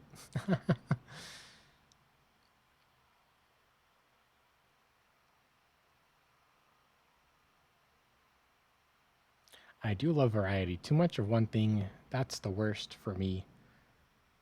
Like summer when it's hot all the time, no thanks. That's too much sun. Like I know soon I'll be complaining about too much sun, but man, 2 weeks of cloudy skies was a lot. And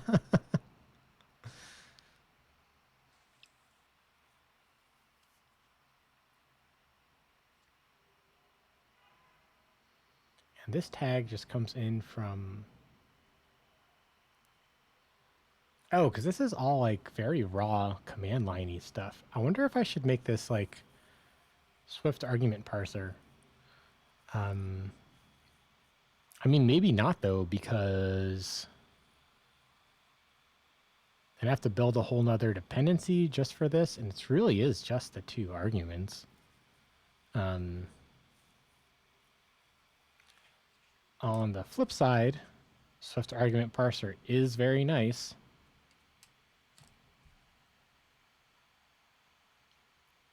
And it would make this make a lot more sense.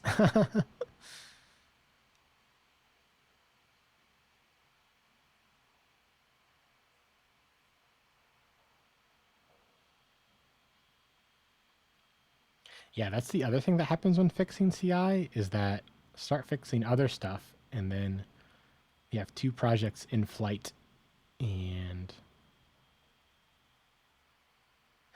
and that's annoying. hard to keep track of. Can be hard to keep track of. Yeah, I had a nice walk yesterday in the sun though. Recorded new video for the Work With Me stream, a nice full hour on the East River. So very excited to debut that for you all tomorrow.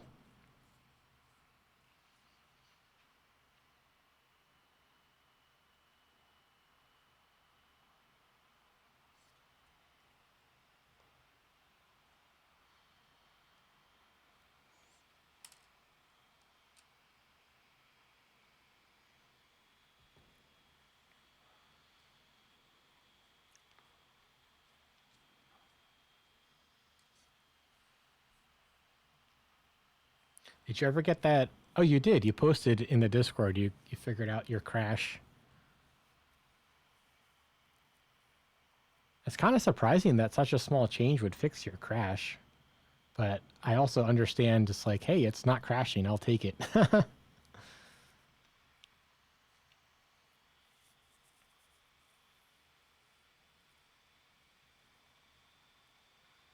Yeah, because I guess like I have this exact code in every single Docker directory.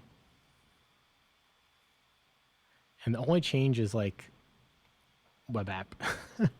Use web app as the name and web app as the image.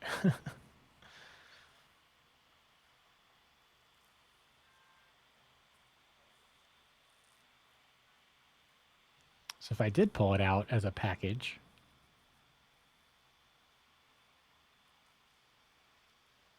yeah, this doesn't need Git anymore.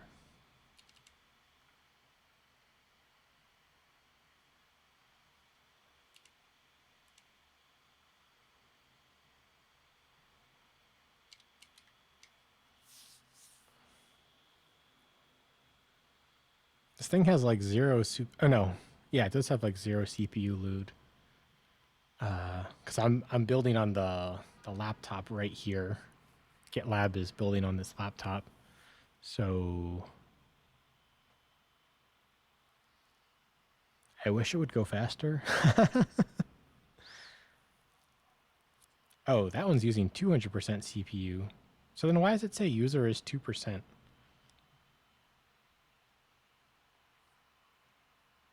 That's weird.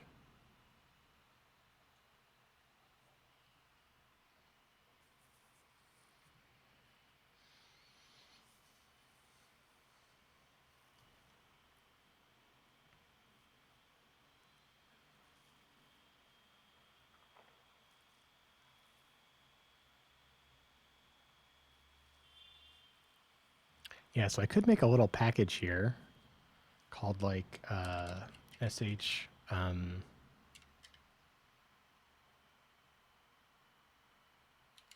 or even just like underway sh docker tools. That's like such a long name, but who cares for now? We don't even know what it is yet. So, well, I guess I have a pretty good idea of what it is. Let's see, so new file. Package.swift.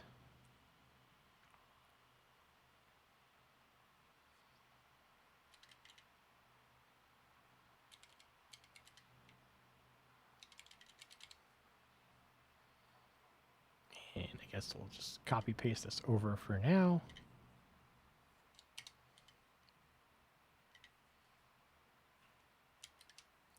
And it's not going to have an executable target. It's going to have a target, and it's going to have a products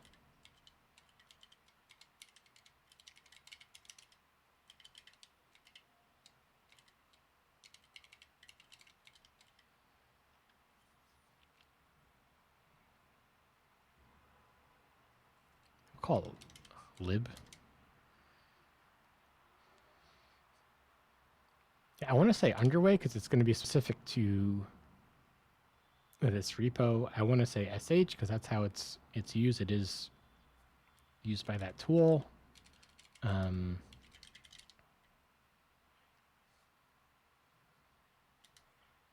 Yeah, not really sure what to take away from that name.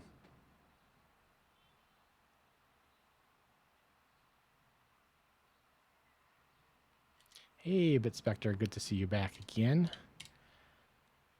How was it out yonder?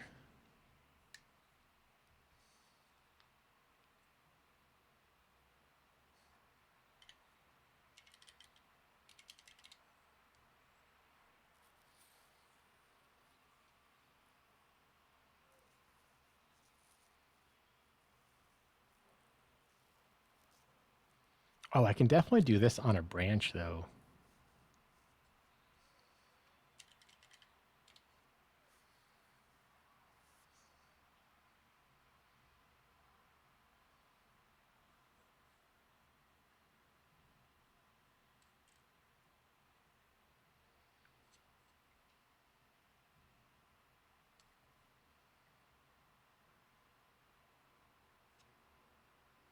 Yeah, all this stuff. All this stuff.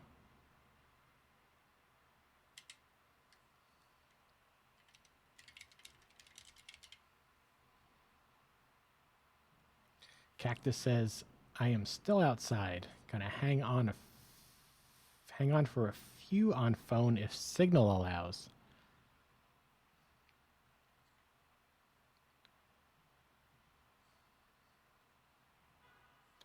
Right on, right on.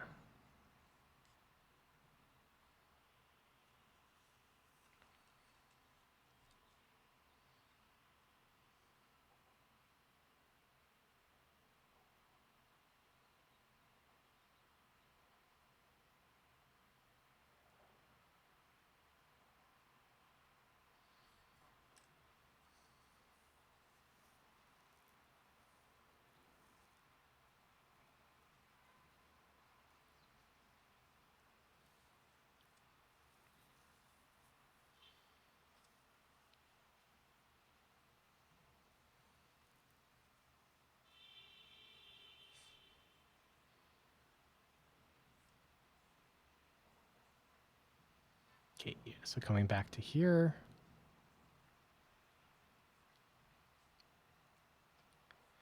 So I think I will bring in the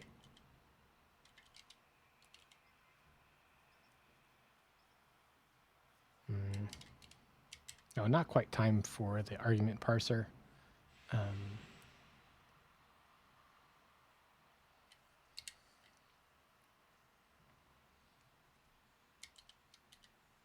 That'll probably be like a second step.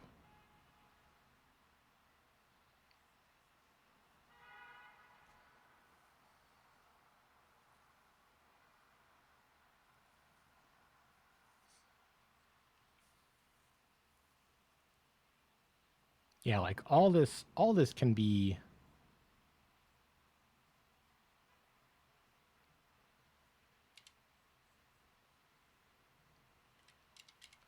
what's the word? Extracted out to be shared.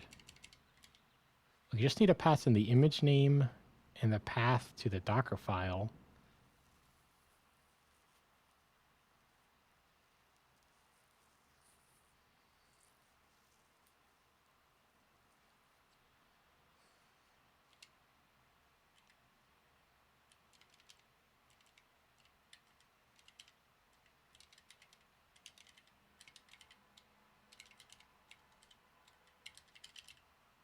Image string, Docker file path. I guess that can be a string too.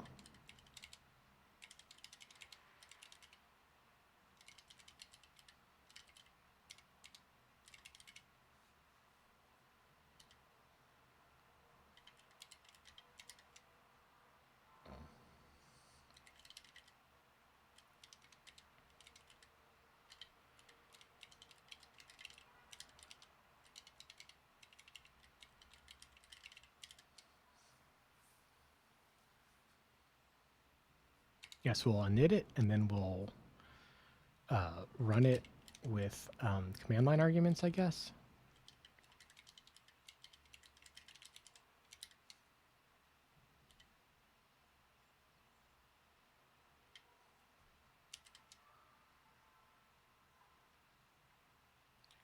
Yeah, and because we're not copy pasting everything, we can actually have errors and stuff.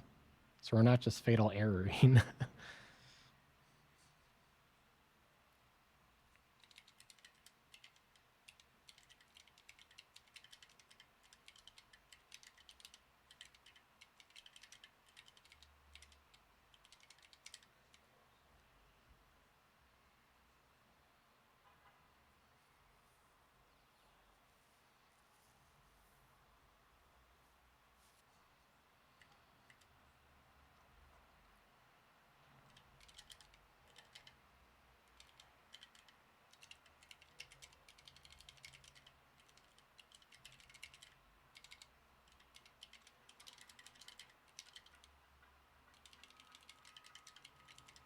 And we'll give that a description.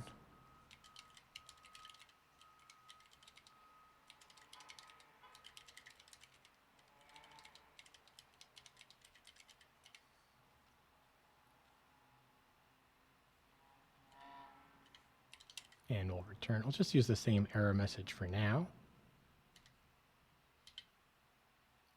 Then here, instead of fatal erroring, we can throw the error we just made.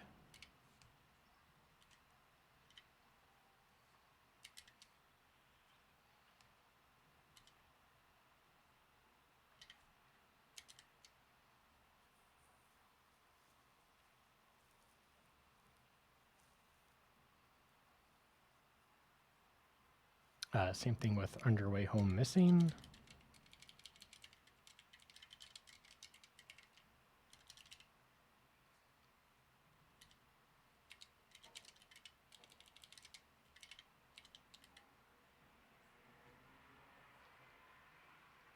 Requested a song. Cool, one moment. Oh, job succeeded. Woohoo. Okay. So that's good. There's no error here. Let's go on to... Oh, this failed like right away. Yeah, so our error is somewhere in here, but I don't know where. Well, let's do the song request first.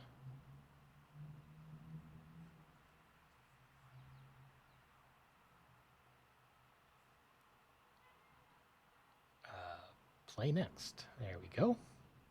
And then let's say in chat that it has been queued.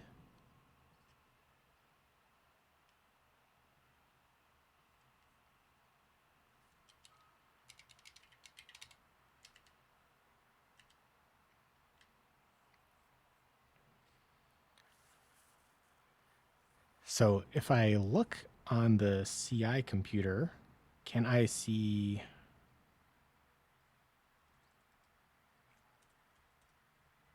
where the builds are?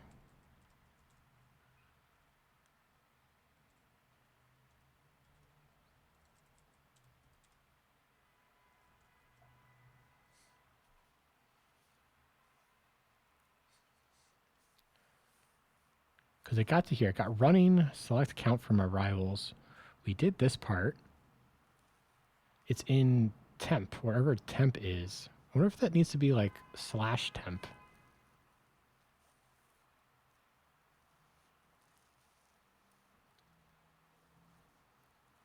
Last of Us 2 song.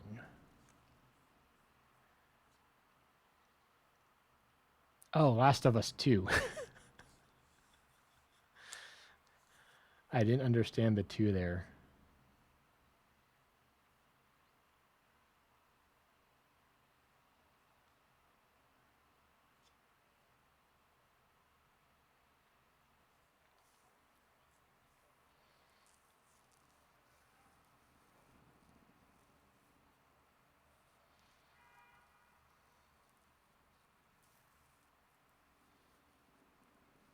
I can't write wrong on the path of the right because I'm wrong. That's fun.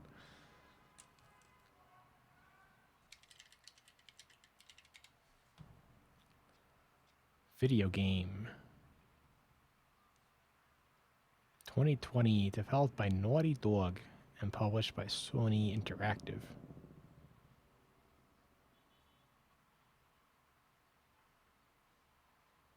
Two playable characters.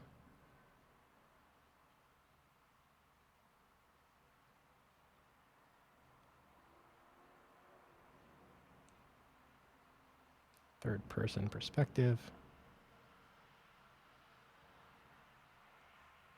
So it's like a stealth game? Like Assassins?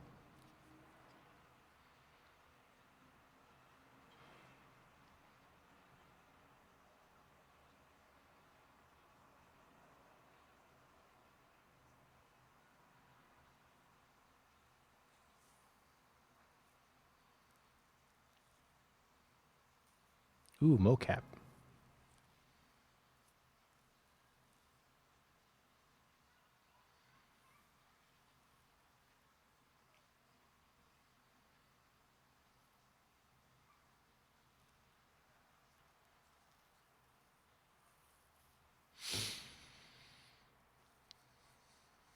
Trying to survive in a zombie apocalypse. Good luck to you. Oh, you're saying that's what they do in the game.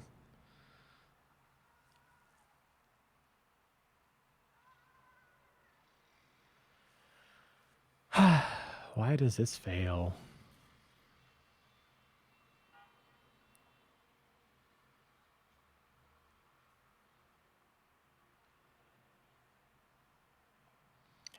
It must be this.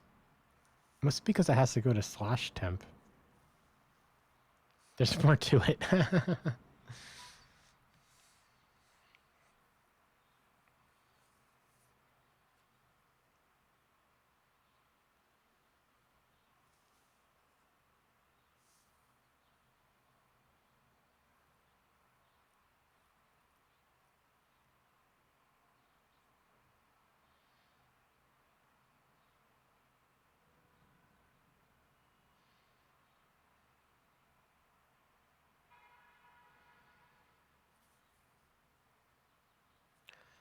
So if I put a slash in here,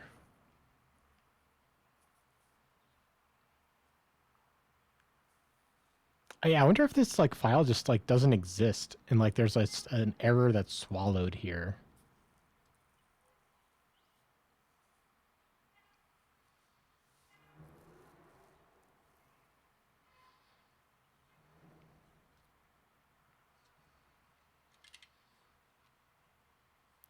Luckily, we're on a branch, so we can just hop back to where we were before and look for temp slash all over the place. Great. Okay.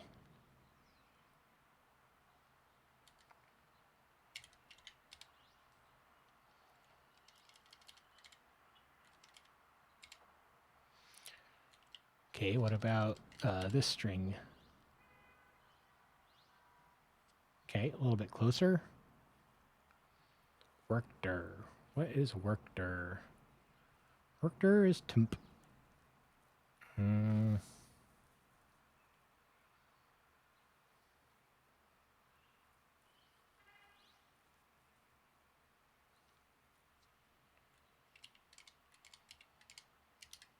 How can I, because I want to delete that at the end too.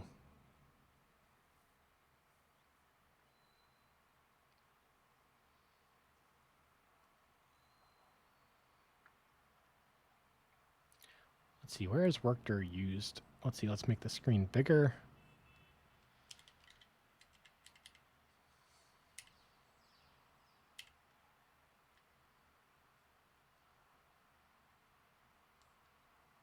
So perhaps defer. I guess we should open up Xcode for this.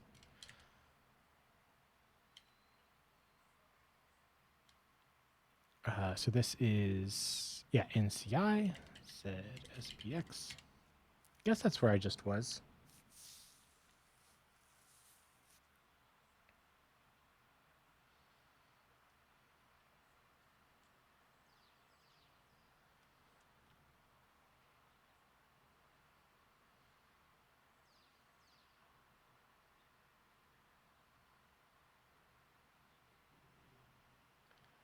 What is fish power? uh, let's see. Let's get the name of the song up on the screen. Window.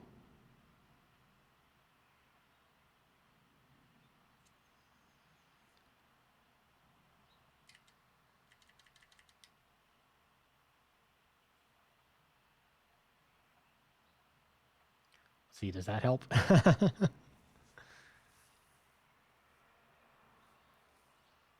Kind of in an awkward spot. Let's put it maybe by my face.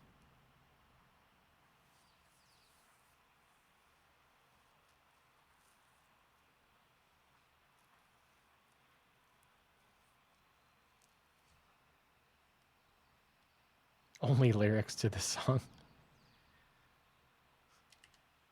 What are the rest of the lyrics?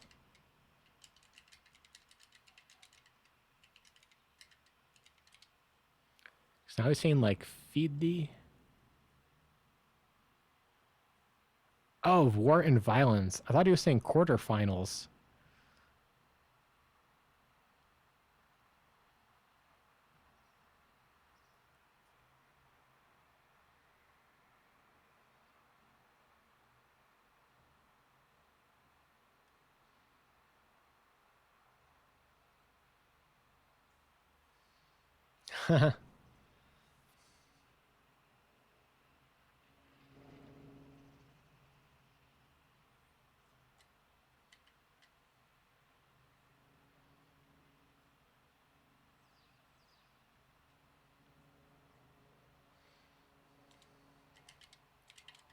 So file manager dot default dot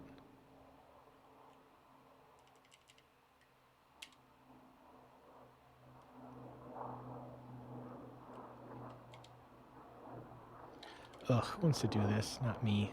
Is there another way we can do this? Do we have empath here?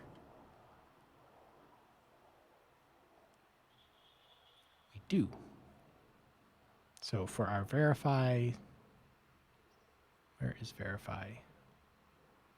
We can add empath. And then we can just say things like, I guess first, of course, import empath.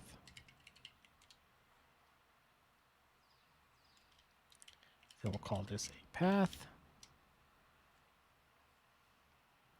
Oh, thanks so much for the good vibes. It's so nice to just say it out loud than having to type it.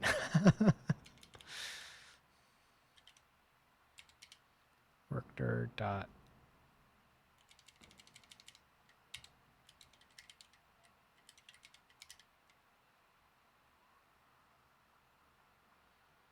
of course, to start, we'll workdir dot delete, workdir dot create directories.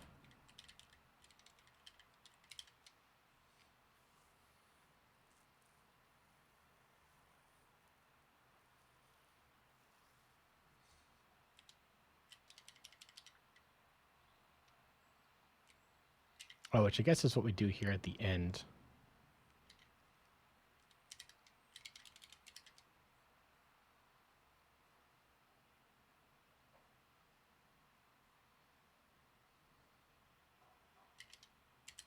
We'll call it /temp/CI.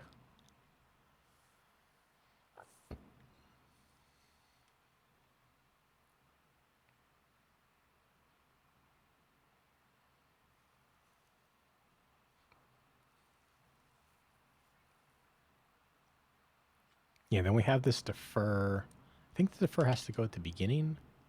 Wait, actually, will it allow me to go there? Please, because it'd be nice for these to all go together. Okay, cool. And then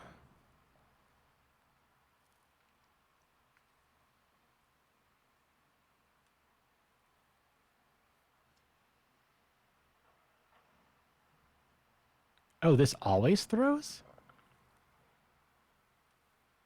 That's weird. I guess that'd be why. I guess that'd be why it's always throwing.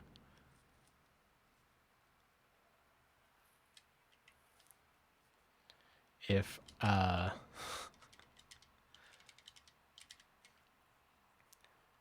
so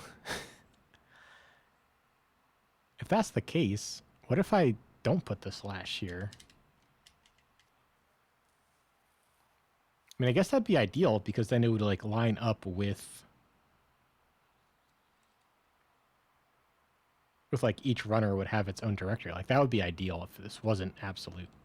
I, I didn't see that I was like throwing all the time. I guess I was trying to test something. That's why I commented out.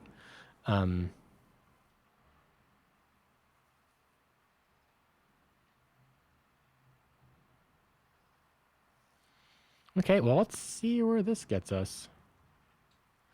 Oh, but before I commit this, I don't want to like run everything in the world.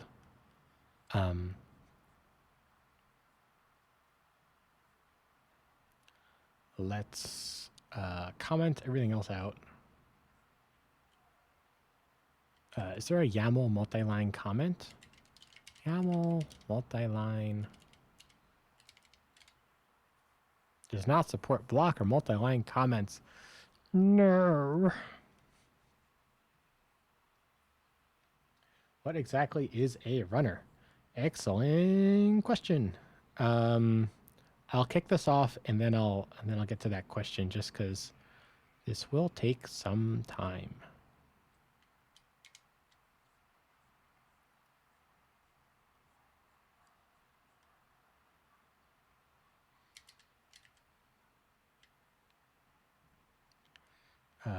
Verify was always failing.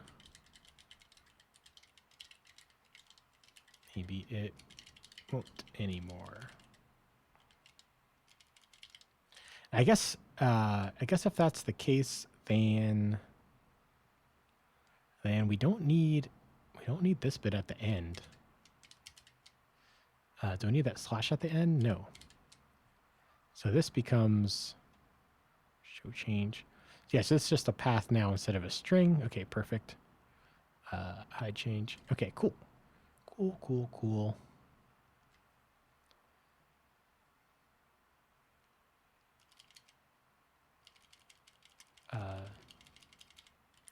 Due to always throwing. Fixed? Question mark. Commit and push. So what is a runner?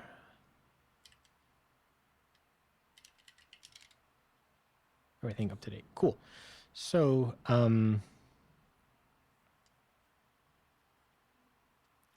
so I guess when you have a project and you push it up to GitHub or GitLab or wherever, then you want some automated stuff to run, usually like tests. I want to run the tests automatically every time you push so you know exactly when your test started failing, so you know exactly where to try to go fix them.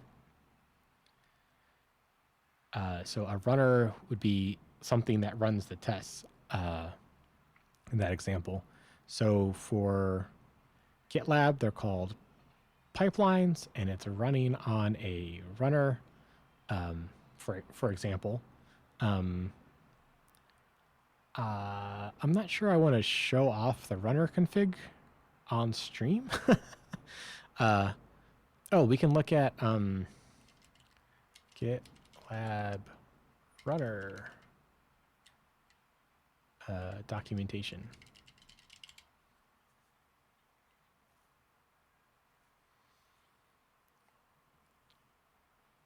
Yeah, so I guess my laptop is running the runner, the GitLab runner. So when I push to GitLab, GitLab talks to its app on my computer, and they communicate back and forth saying, hey, there's new stuff to run. So it will then start running this job. There are free runners usually.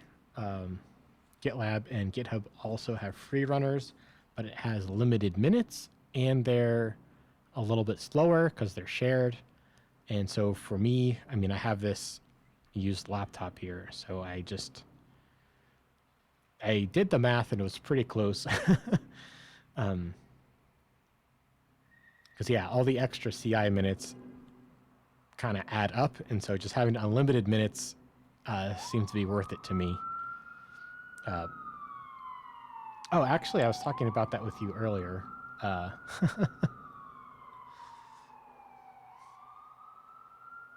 you helped me decide to go with the used laptop as a runner.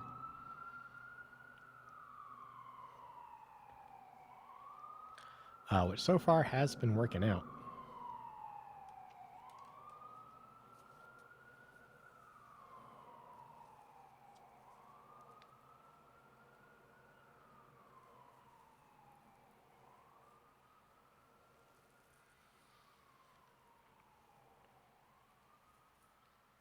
Spectre says, I was wondering what to use my old M1 Mac for, so that would be a good use case. Yeah, for sure.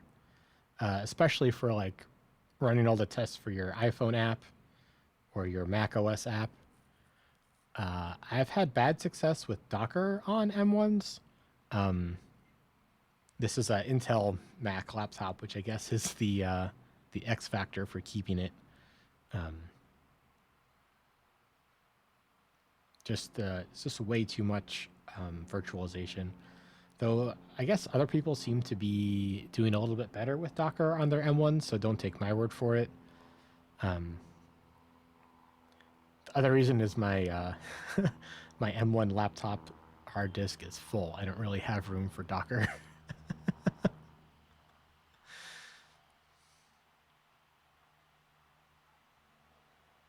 I have two 17. Oh, is that i7? Is that a capital I7 or is that 17? I have two 17 Mac Minis too. You could run a whole server farm selling CI minutes.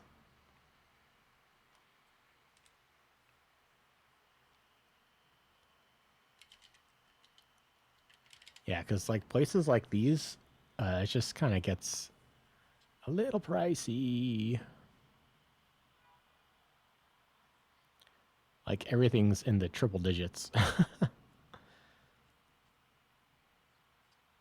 Why do I have to accept cookies to read your pricing, bro?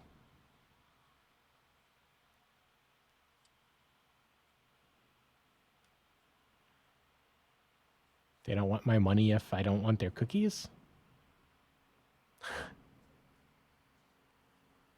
BitSpectre says, my internet pipe is too small to do any kind of hosting.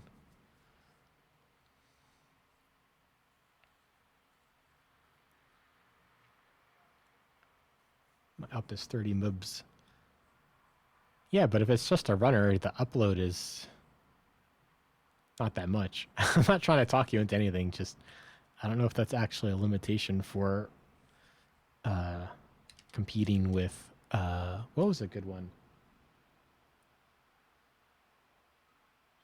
It either started with a B or a C. Let's see. iOS, CI, Runway, JetBrains, Semaphore, Circle. I've had too many bad experiences with Circle. Bitrise. This was a good one. I had very good experiences using Bitrise. Yeah, it's free, but then once you hit the limits of the free tier, it jumps up to basically $100 a month. It's like, that's a lot.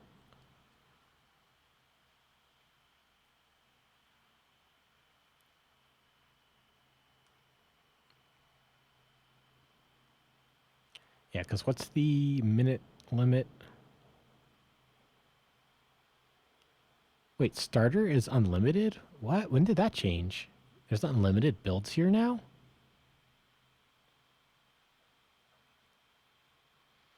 No.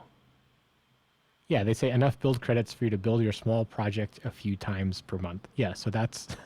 I have a large project. And I'm building it more than a few times a month. So I am out of their free tier. Yeah, so I think the price for the laptop was that I was quoted was like triple digits. So that's only a few months of CI time. Maybe I could offer it to supporters or something. Yeah, there you go.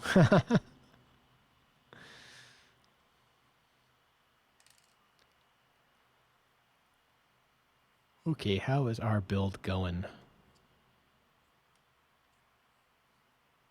Oh, I guess BuildJet I had good experiences with also. They sell you runners to use with GitHub Actions. And yeah, this was much more cost effective and much more faster than GitHub's runners that they give you, even on paid levels. So big shout out to BuildJet. Oh, they have ARM also, but it's Ubuntu, so still can't build iOS apps unless you're sneaky. I heard someone got macOS running in Docker, in which case you could do it. How is BuildJet different?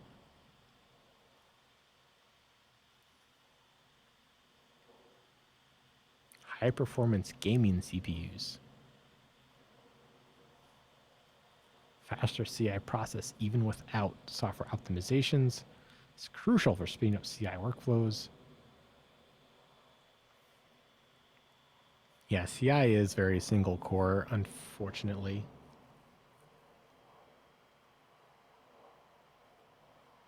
Does it need to be a Mac since it's Swift, says BitSpectre? Well, I guess the server half of my app, that can be built on Linux, which is the whole point of using an Intel Mac to build that.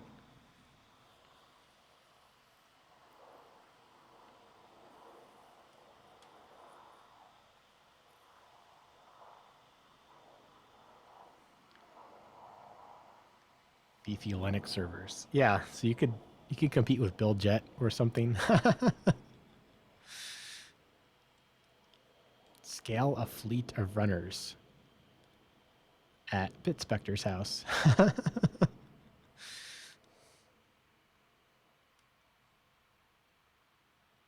Okay, how is our build doing? It is still a building.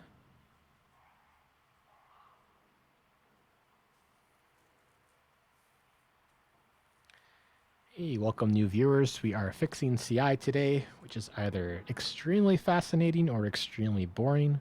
Either way, it is part of real apps coming to life, so I am showing it off because that's my next task for my app is getting CI fully functional again. Last year, I focused on promoting the app, which worked well. Really happy with the results from last year's efforts into doing that. And of course, there's always more to do.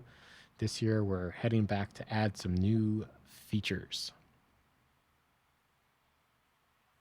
Whoa, that's a lot. Bitspectre says, I have a couple dual CPU servers with 196 gigabytes of RAM.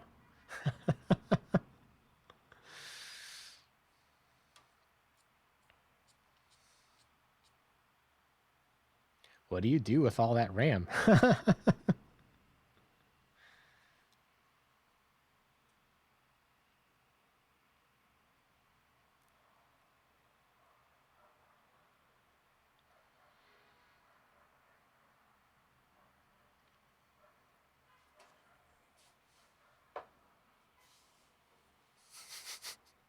Bitspectre says they sit there unused. Sad, sad.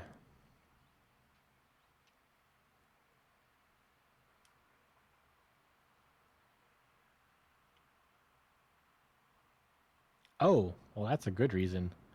Bitspectre says, got them free at my last job. Very nice.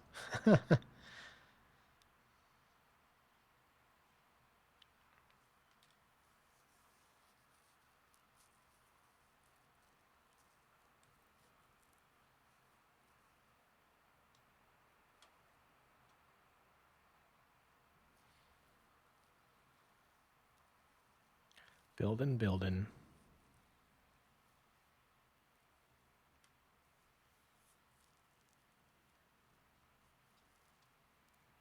Let's see, I guess we can swap back to the other task we're in the middle of.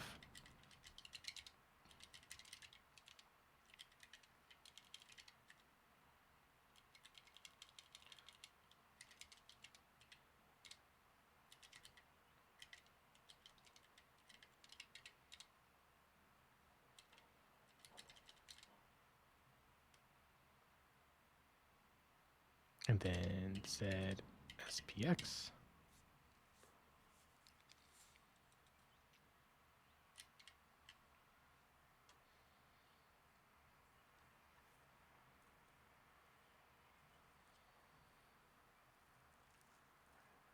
Oh, right. I was pulling out a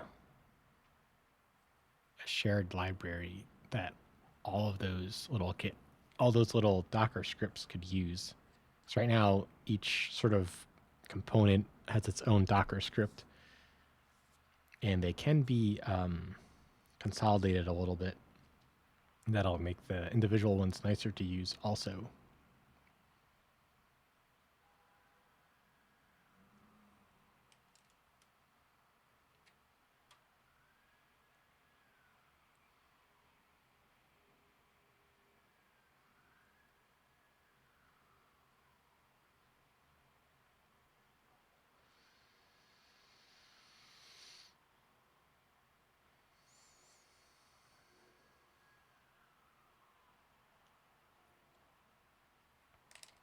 Let's see. So that was, I think, in Foundation. Oh, we were doing it. Okay. Yeah, we're doing it over here. Do.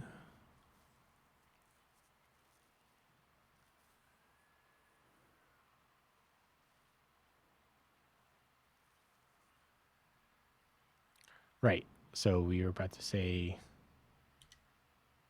instead of fatal error in here, we can throw errors dot underway home is missing, which should never be happening, but if it does, we will throw. And this becomes image.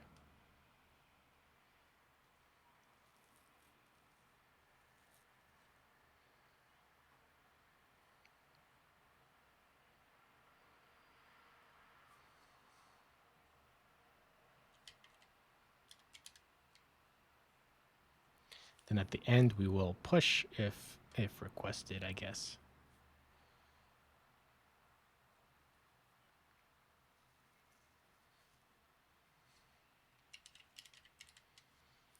Yes, I guess this structure represents a Docker build. We say the image name and the path to the Docker file.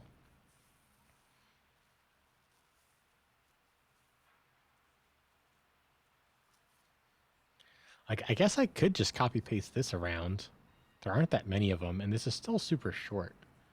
I'm not sure if this is worth like extracting, but I'm gonna do it.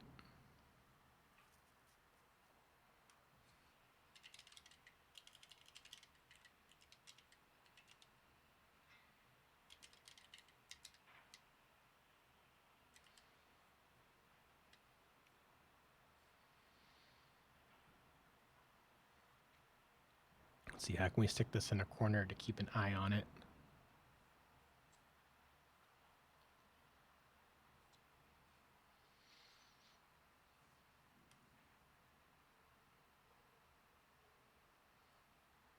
So I guess this is actually the Docker file path.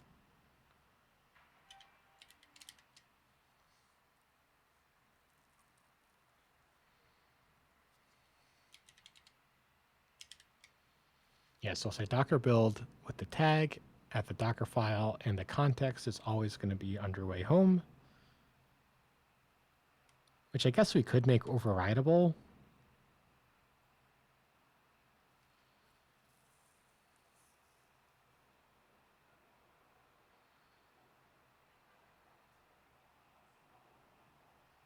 But Spectre redeem skip song. Of course.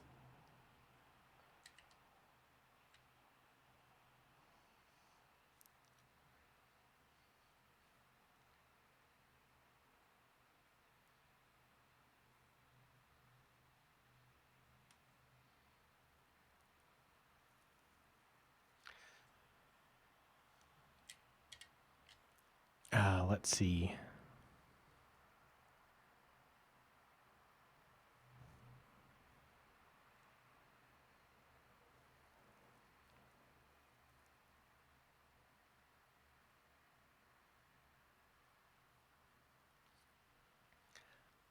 So if we look back at who is going to be using this and make it easy for the user, I guess that's the most important part of a library is like, yeah, we sketched out some stuff. This is cool and all, but what's it going to be like to use? Do we make our lives easier for ourselves or not? So let's head on down to the web app. That's kind of where we started. So we're all in a branch, so we can just kind of go to town, really. We can say the path is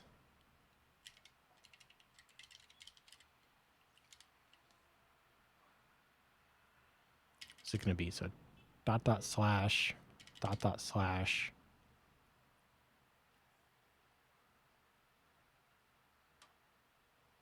this one there. I always get this mixed up. But we'll see how it goes.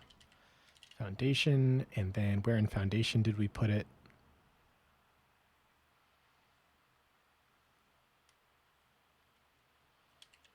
Underway sh docker tools. Oh yeah, we called it lib. I do like that name change. Let's change the name of the directory.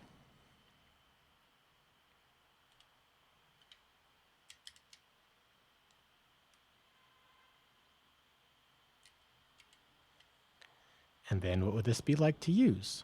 Xcode is super annoying where we can't have them both open at the same time. Okay, it's closed. Yeah, no worries. That's what it's there for.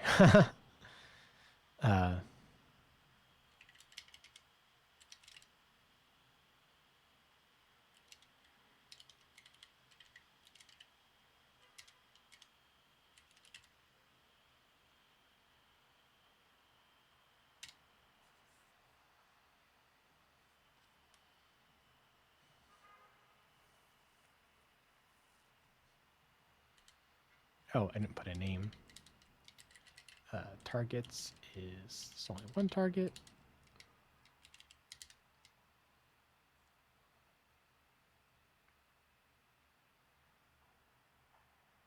Wait, what?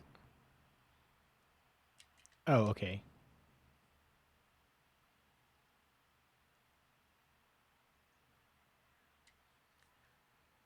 Yeah, so that's the library. And then if we wanted to open up the web app, yeah, this is what I thought I was opening. But it's good we did the other one. We did need a little fix there.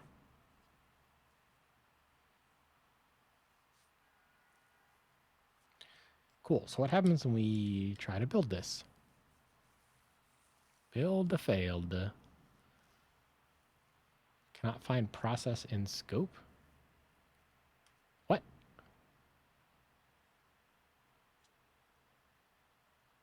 Process is in foundation. We're importing foundation right here. There must be something else going on.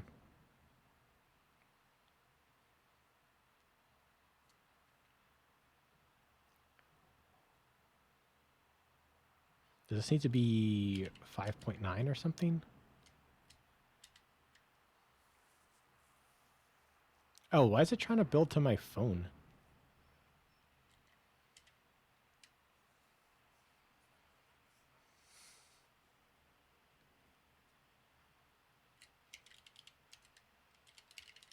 So this was underway, yeah, docker lib.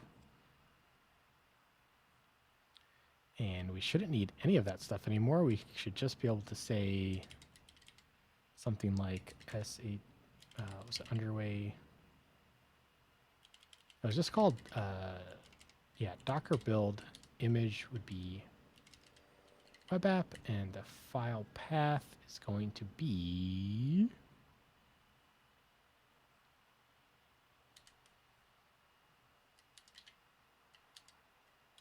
oh, but then we need the we need underway home out here. Guess we could have it like be relative to this.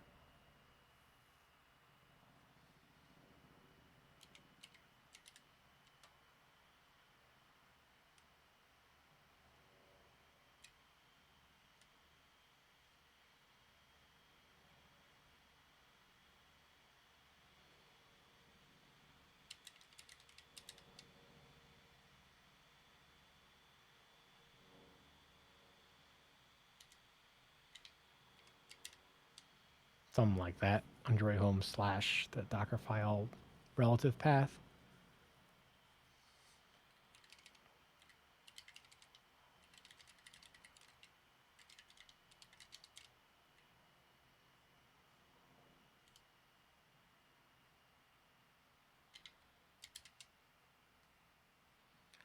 Process info has no subscripts. Is that so?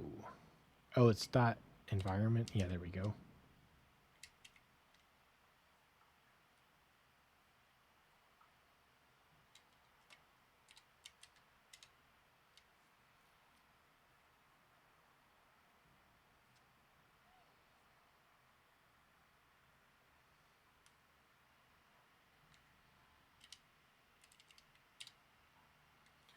And we got to pass in the args. This is going to be command line dot arguments. Then just delete everything else.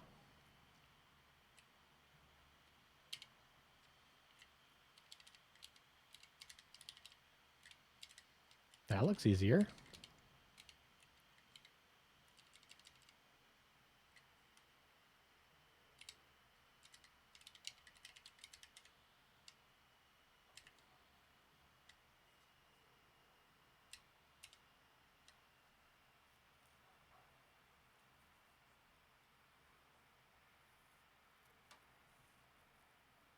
Let's see. Let's try to find a different playlist.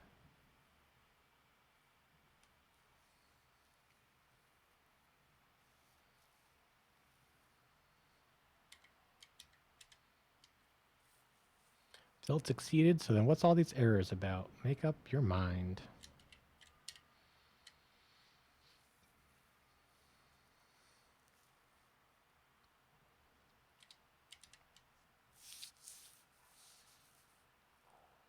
That does look pretty good.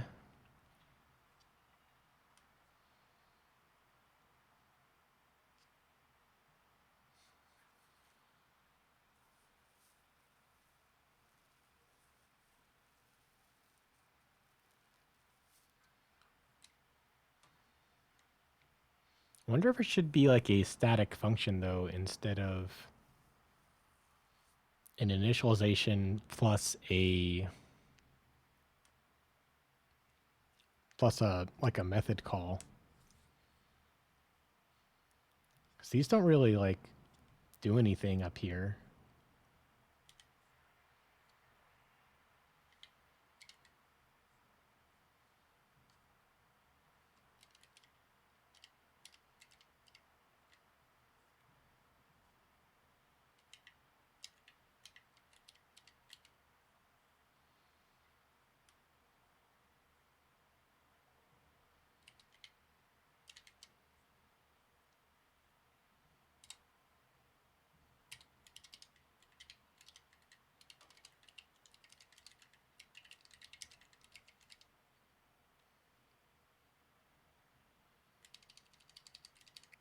Name to tag Docker image with.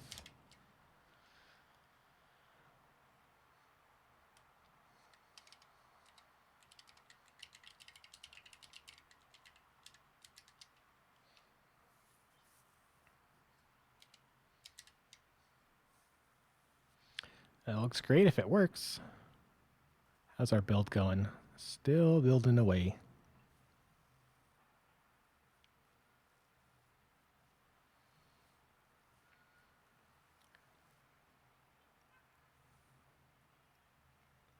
Yeah, I do kind of want to improve this a little bit. Maybe we'll do like one more. I guess the most complicated one is going to be the kitchen rewrite.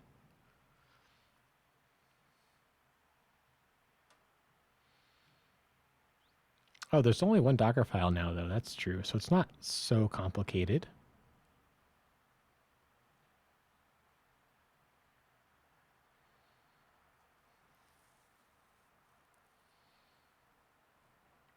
Oh, the platform tag, of course. Job succeeded. So what's going to happen over here?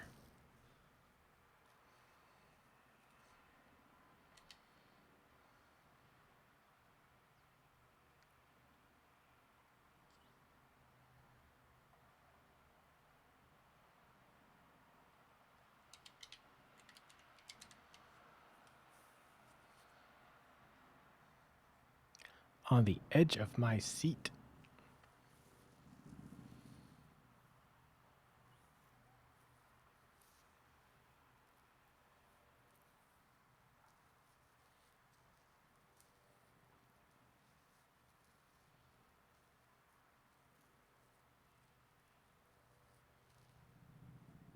Oh, it shows the directory where it's running in. Oh, cool. I can like keep an eye on it.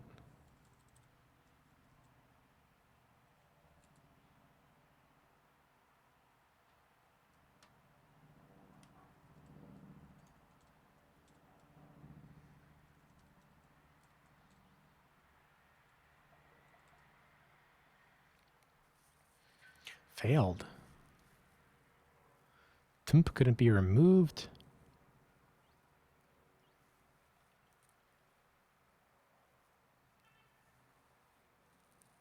Oh no. Okay, let's put a work in progress commit and head on back to trunk.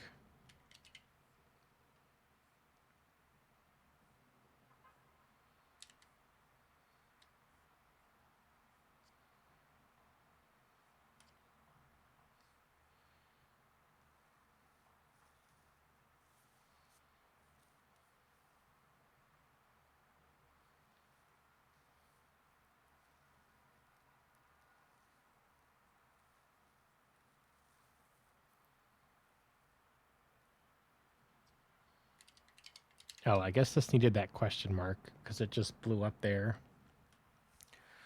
I am curious though. I only see Android dev dot temp. I don't see.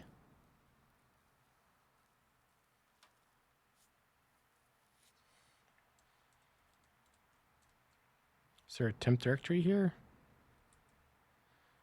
No, but I don't know if that means anything or not.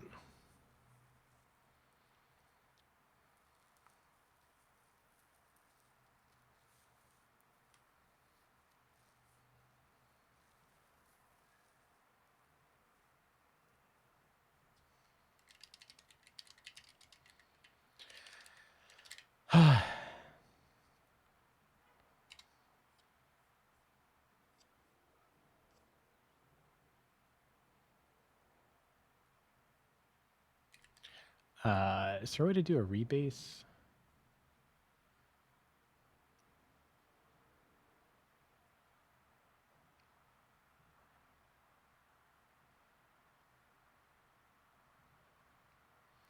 Okay, so back to waiting again, plus working on that little bit of infrastructure rewrite.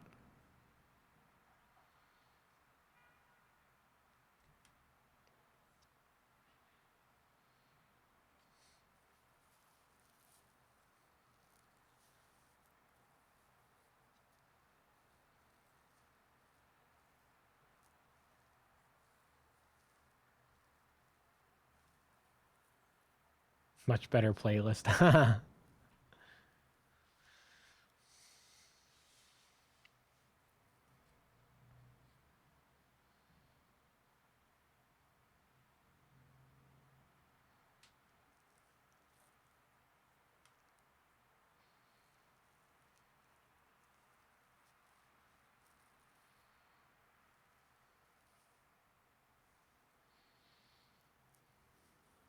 Cool. So where we were was.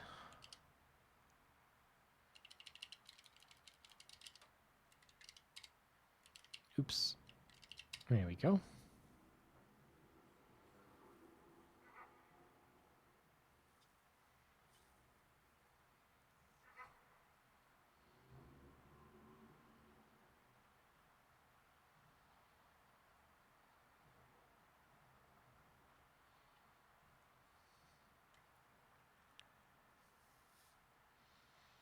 So I guess the first thing is to add the package.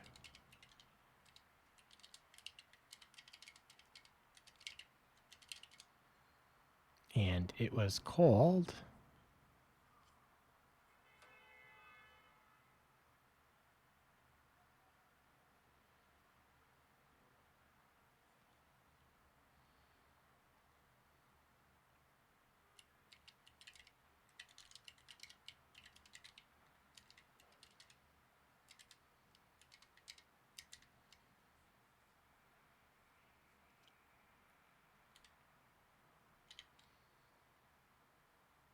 and then this should simplify by quite a bit.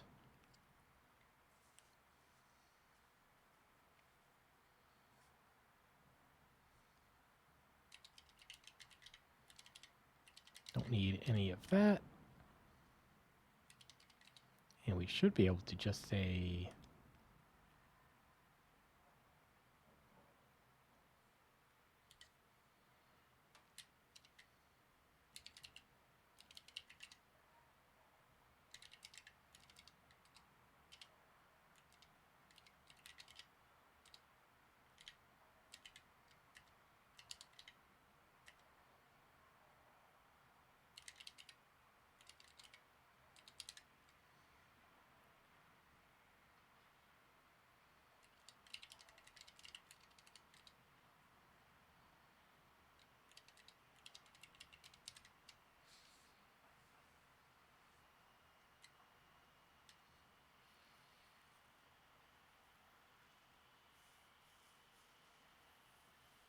yeah, I was thinking of making this static.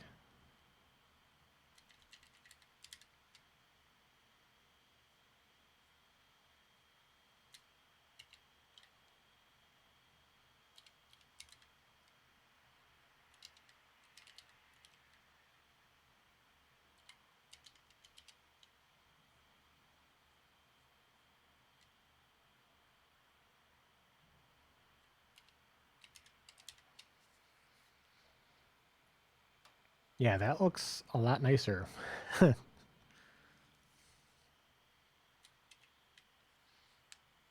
And it's targeting the phone for some reason.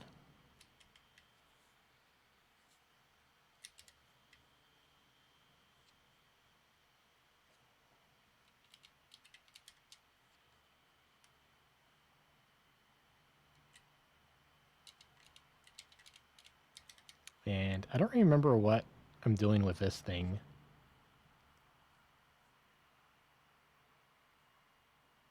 Oh, I see. It's like a...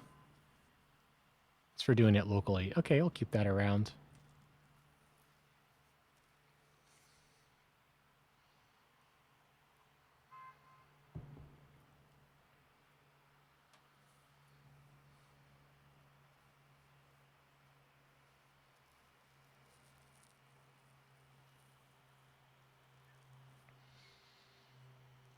Yeah, that is looking great.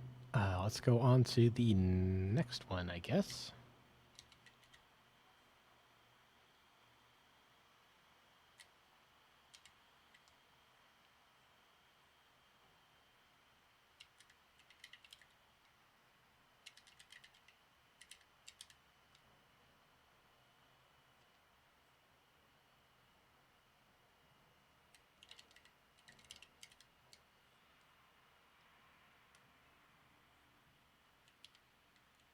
So we did web app, we did kitchen. I guess there's also the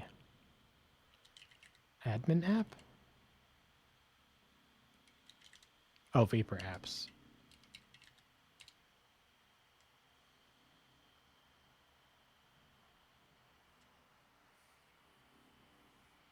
Yeah, so this one has a few more.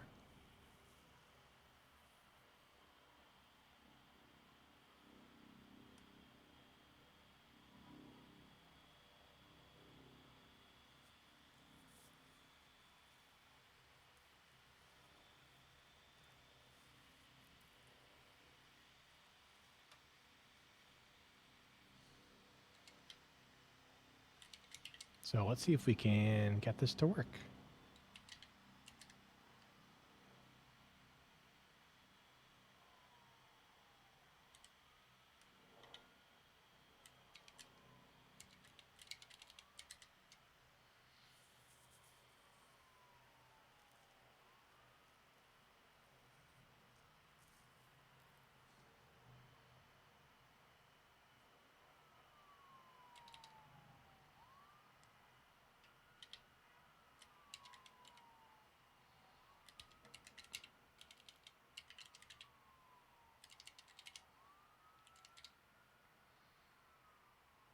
So this is going to be a few different ones, I guess.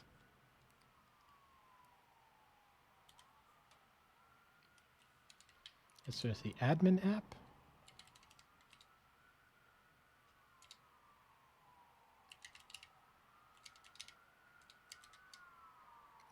And the path for that is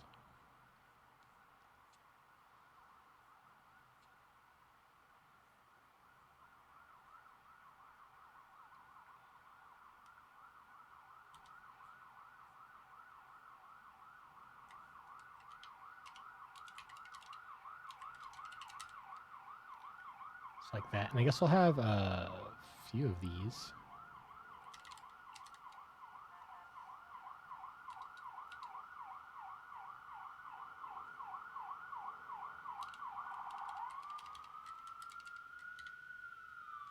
So the admin app, we have the API app.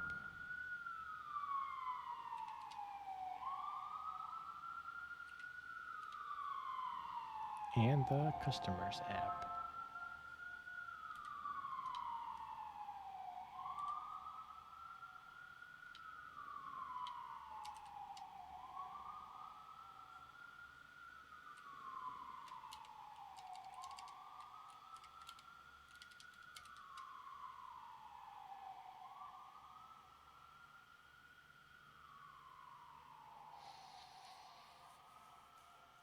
Okay, this looks so much better. I'm very happy with this change. Where are the other ones? I guess we can find that from here. So we did web app, kitchen, vapor apps. Did not do yet the website.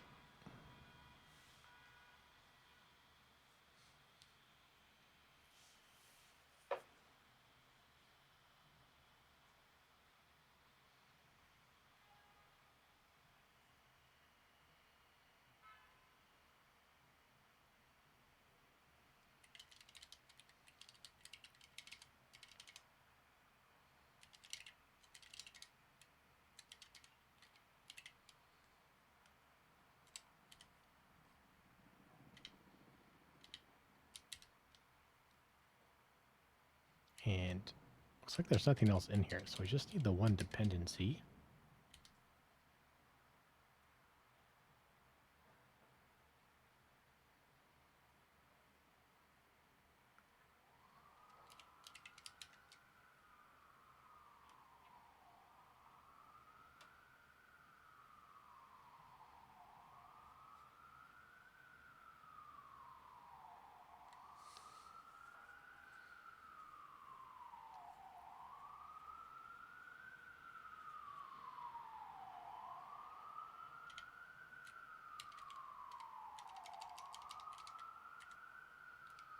So this becomes docker build.run.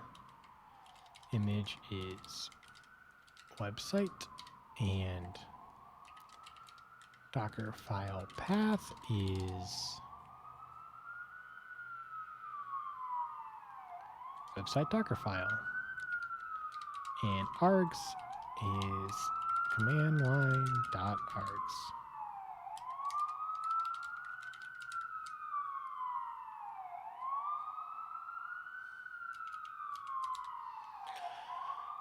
Doesn't that just look so much better? Clean up, clean up.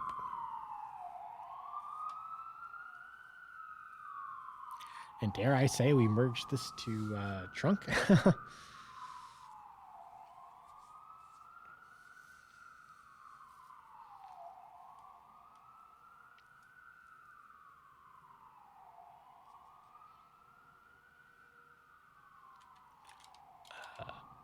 Let's see, use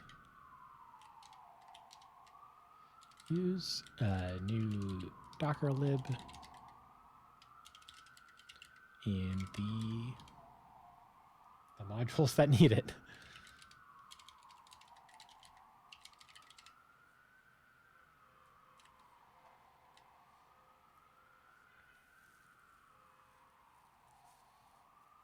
And I guess we can kind of just confirm that those things build without running them.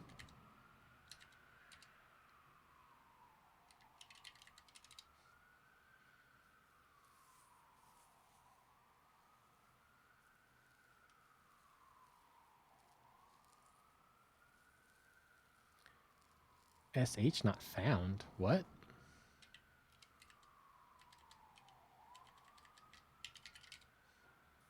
Oh, I didn't mean to do that. I meant to say open the SPX one. Cannot open file. Whoa,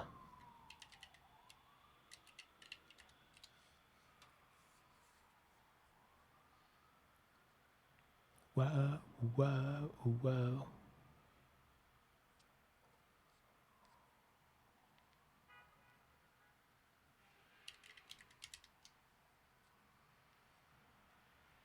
Oh, that was just a typo. I don't need that there. Let's do it again. The -B flag just, you know, so you can see it's building SPX after deleting the .build directory. Yeah, SPX is supposed to support running your scripts in a relative SPX directory. Command line has November args. Oh, that's true. It's supposed to be arguments.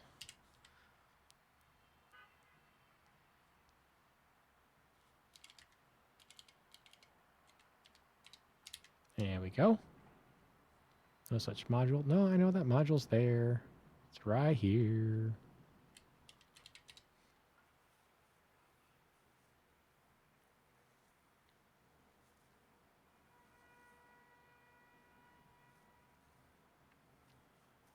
There we go.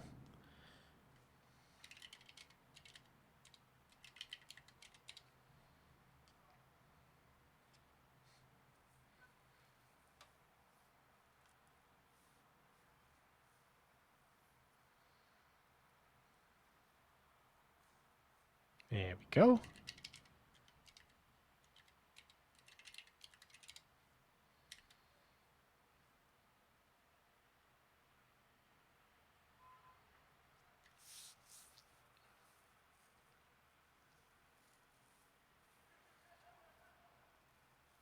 Oh, right.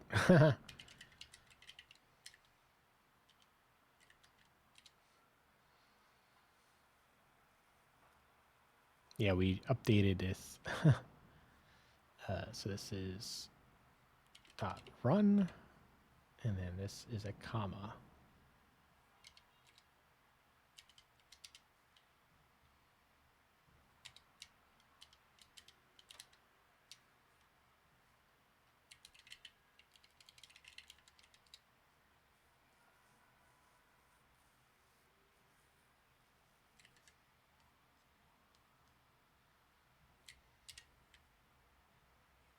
We have 5.9. We didn't get this for any of the other ones.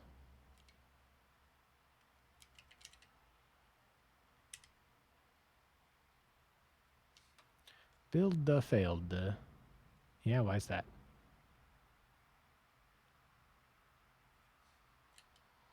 No, I just changed that. I just updated that. Command Shift K perhaps to clean everything.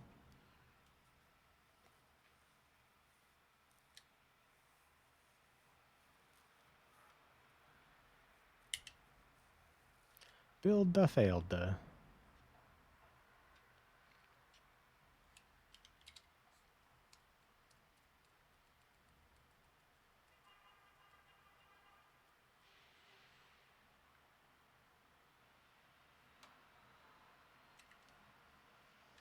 That's weird. I think it's saying that this needs to support 13.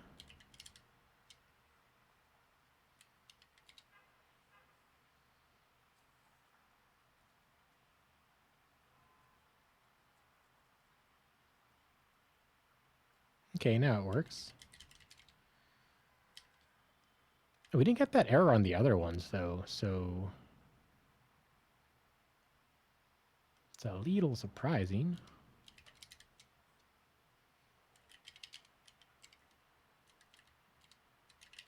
Guess we can go back and rebuild those just in case.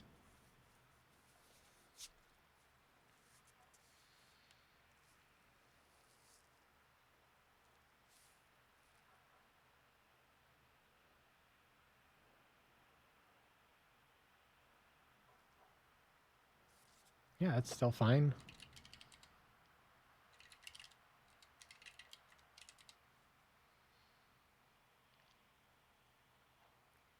Okay, well, we can do a quick update there.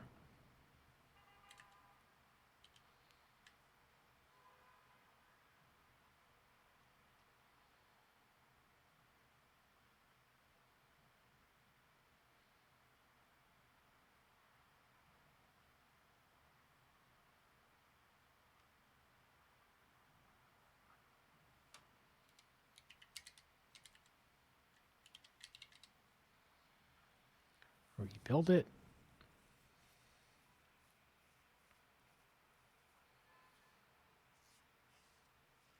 Cool.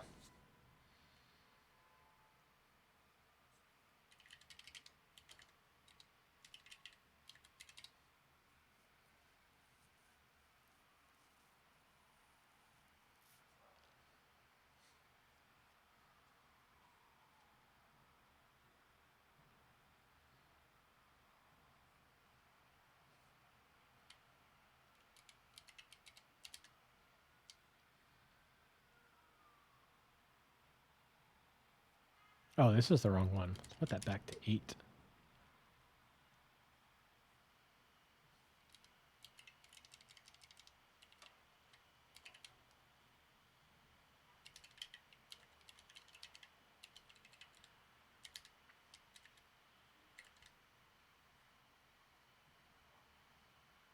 And we don't need this here, but I guess this one needs it.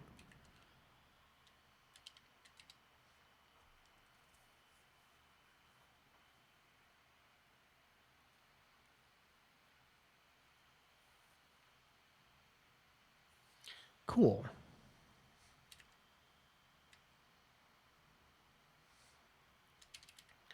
I'll Docker building SPX modules build.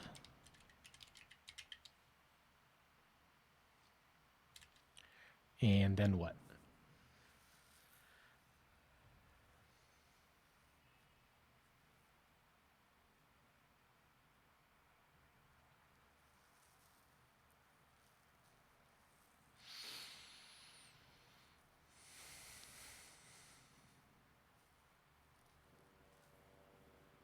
Oh, it's past 5 o'clock. It's supposed to be winding up now. Let's just do this last little bit.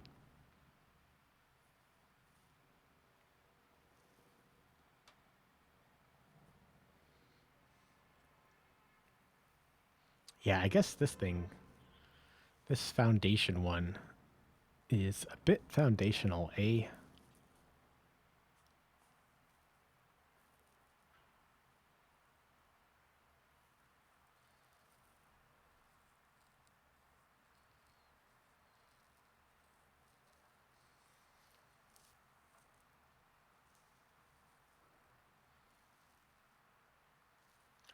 Foundation, Docker. Yeah, what's going on in here?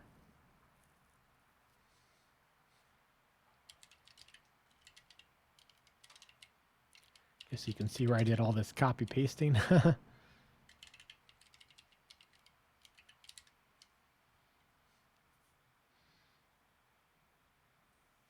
And what are we doing here?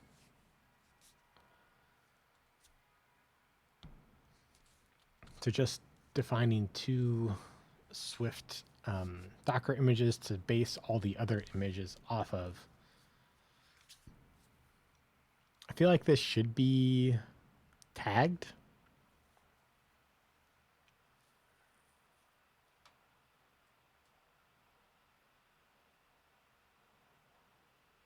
Oh yeah, how did we get the tag?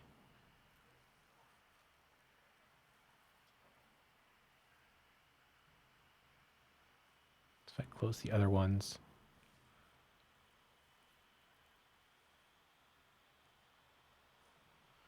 keep this one open, and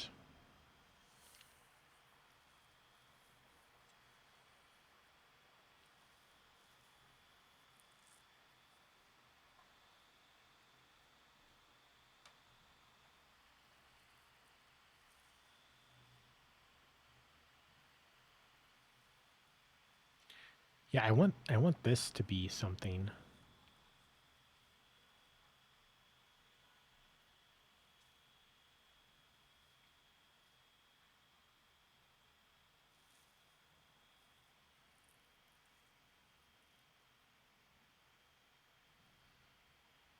Oh, the tag comes from the args. Okay.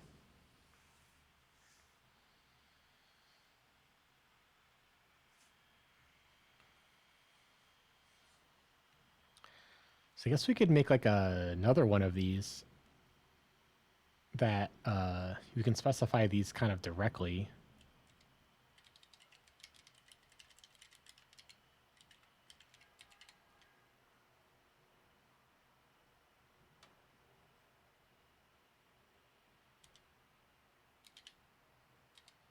And then we'll have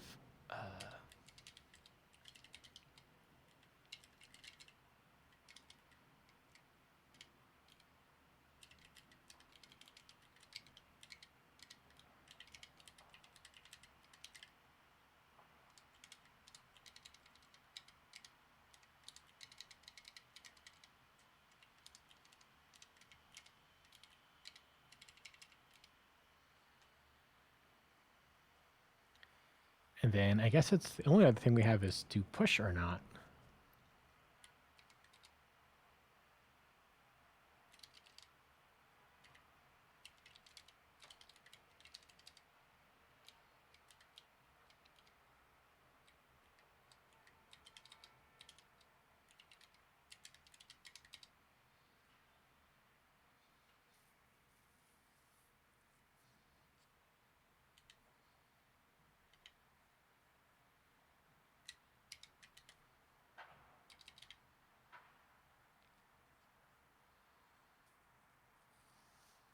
Yes, we can make the full tag.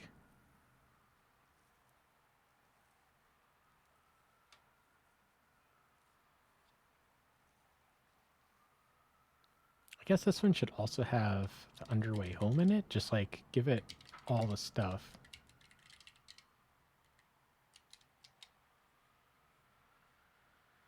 And it's going to be like interpreting stuff. And this is like the do it part. Because this part can be called directly too.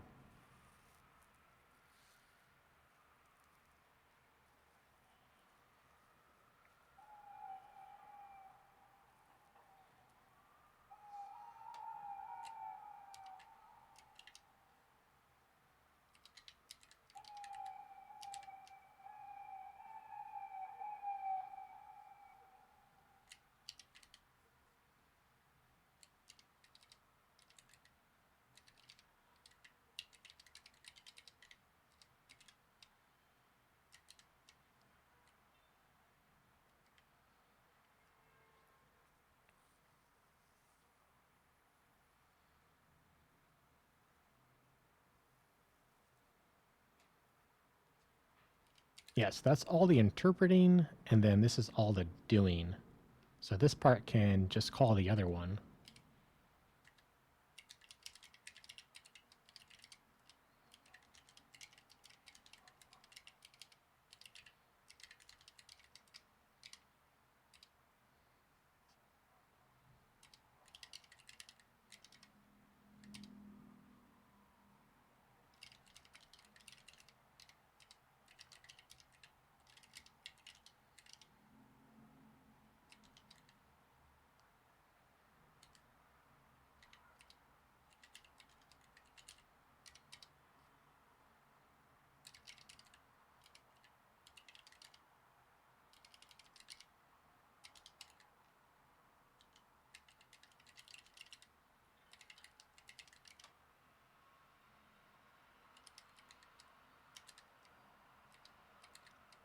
Yeah, something like that.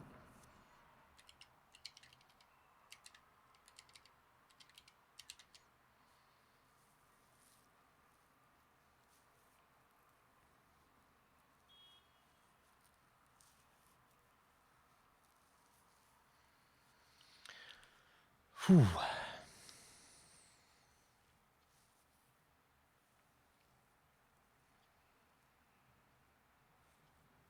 I guess we should check that it builds.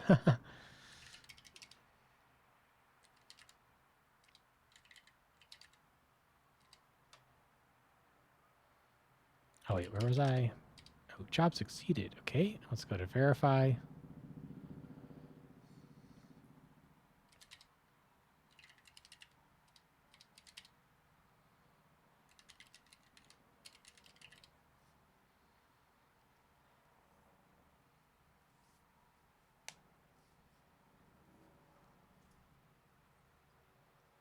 Ooh, expecting some commas. Fair enough. I've got some spare commas for you. Looks like it's just one. Let's ask the compiler again.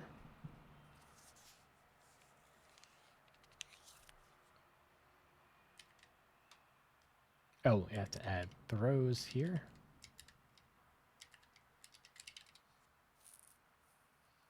And another comma. Those have commas.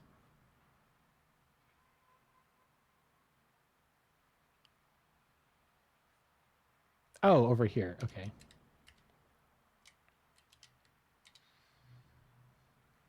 Ooh, it's working.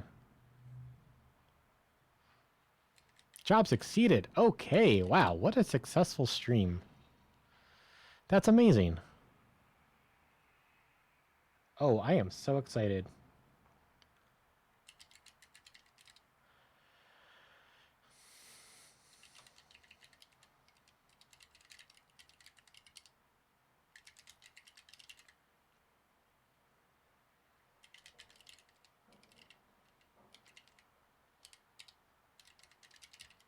Check out trunk.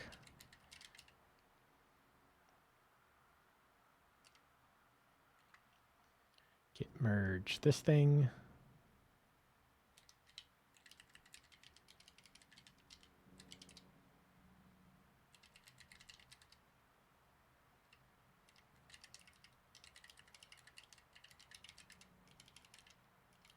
Docker cleanup. And shlib for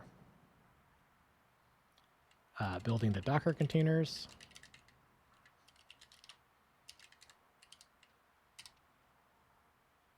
Not found. Good. Okay.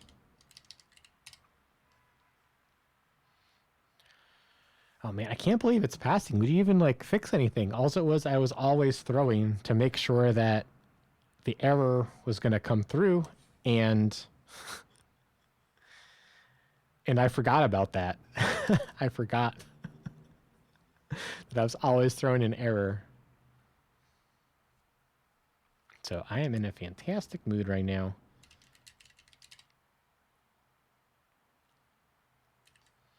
Now, before we push again, let's just get everything going. Let's uncomment all that stuff in the GitLab CI.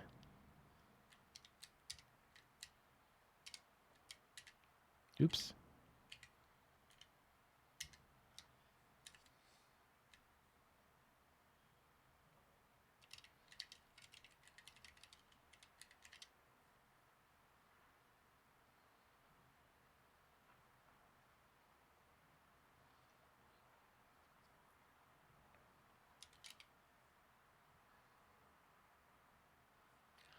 Okay, I think that's a fantastic spot to end the stream. We've did the change for the in-app purchase. We fixed CI. CI is all green. And we did a little bit of refactoring too on the in-between. So let's see how it goes. As always, I'll be streaming tomorrow starting at 10 o'clock in the morning, doing the Work With Me streams where what's the word? I'm working on a client project, so I can't share the code like I can on Sundays. But it's always a good time. People ask their iOS questions and whatnot. And yeah, I'll see you tomorrow and or next week.